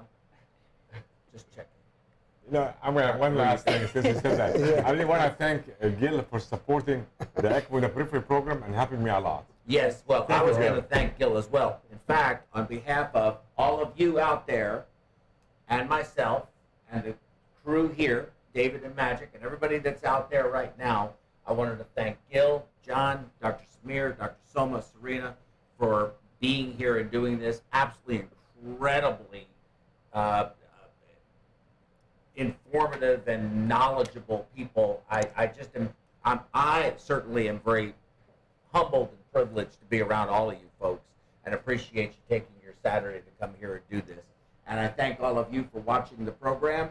And before I go, Dr. Samir, any final thoughts? Would you like to tell everybody goodbye? Goodbye. I just want to thank everybody who's really helped us through this very difficult time. I really appreciate it. Please stay safe. And please be, and I think everybody's smart enough to know there's a pandemic coming. So please, flu vaccine. I don't want to see you put you on ECMO because you have flu and COVID. Please don't let that happen. That's a good thought. Thank you all very much. Peace out. Mixed cannulae, expanding performance standards. High performance cannulae for direct and femoral cannulation in minimally invasive cardiac surgery. LivaNova's complete range of mixed dedicated products allow easy and reproducible procedures. The portfolio includes the sutureless aortic valve Perceval, Memo 4D for mitral valve repair, the HeartLink system for assisting the perfusionist in applying goal-directed perfusion therapy, and a broad choice of high-performance dedicated cannulae. LivaNova's range of cannulae suit every cannulation technique for minimally invasive cardiac surgery. Venous and arterial femoral cannulation can be performed using the WRAP venous cannula and the EasyFlow Duo. For arterial direct and venous femoral cannulation, the EasyFlow aortic cannula and the WRAP are available. For venous femoral access, the LivaNova WRAP cannula features a dual-stage configuration for optimal drainage of the inferior and superior vena cava without interfering with the right atrium. The high-flow dynamics of WRAP improves the capability of drainage with a low pressure drop. An optional Sellinger dilator kit is available to perform percutaneous insertion. The LivaNova EasyFlow Duo cannula is designed for a safe and smooth femoral arterial cannulation. Its conical dispersion tip design allows a more gentle flow in the femoral artery, and its red cap avoids blood backflow during obturator removal. A dilator kit for percutaneous insertion is also included with the cannula. EasyFlow cannulae are designed for safe, reproducible, direct aortic cannulation and include a malleable stylet to aid cannulation insertion, facilitating bloodless introduction into the aortic arch, as well as a special conical dispersion tip for a more gentle flow in the vessel to reduce shear stress.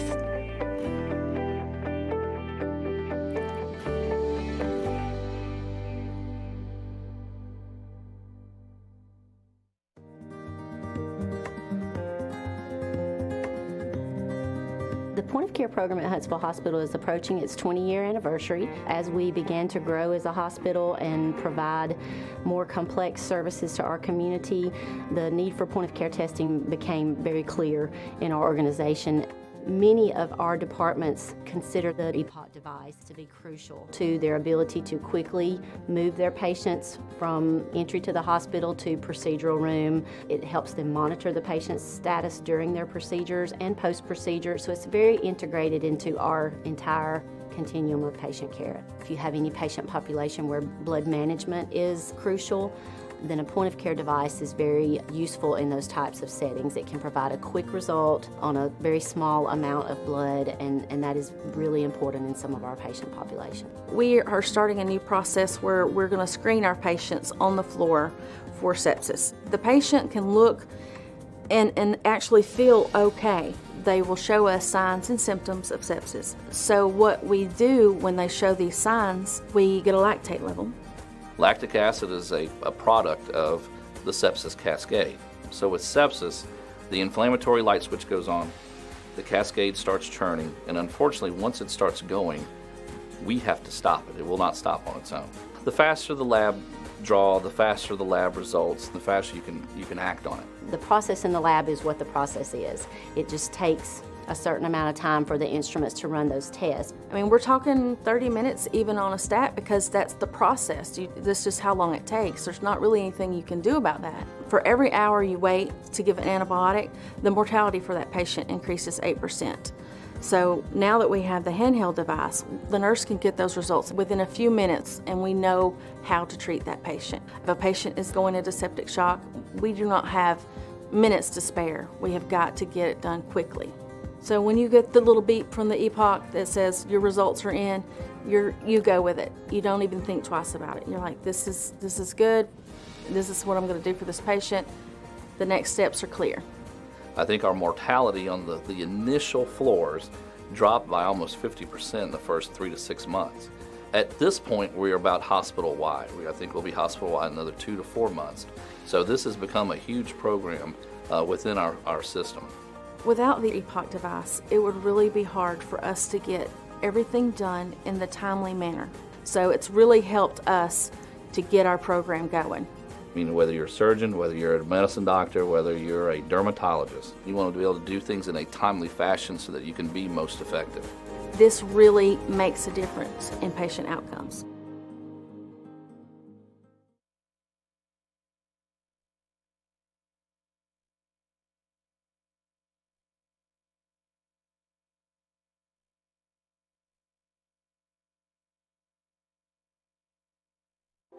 Like all perfusion professionals today, we are busy and frequently short-staffed. Does taking time off for a conference create a burden for your teammates? Has reimbursement for your continuing education dropped? Have you priced the cost of going to a meeting lately? Registration fees, airfare, transportation and parking, hotel, and meals out? This totals up to having an out-of-pocket expense of over $2,500. And then you hope the content is good. Perfusion Education has heard your concerns. They have a simple and seamless system that works on any platform, computer, tablet, or even your phone. You can chat during the program or even phone in and be live on the air. The content, second to none. Perfusion Education is by perfusionists and for perfusionists. Create a free account and check us out today.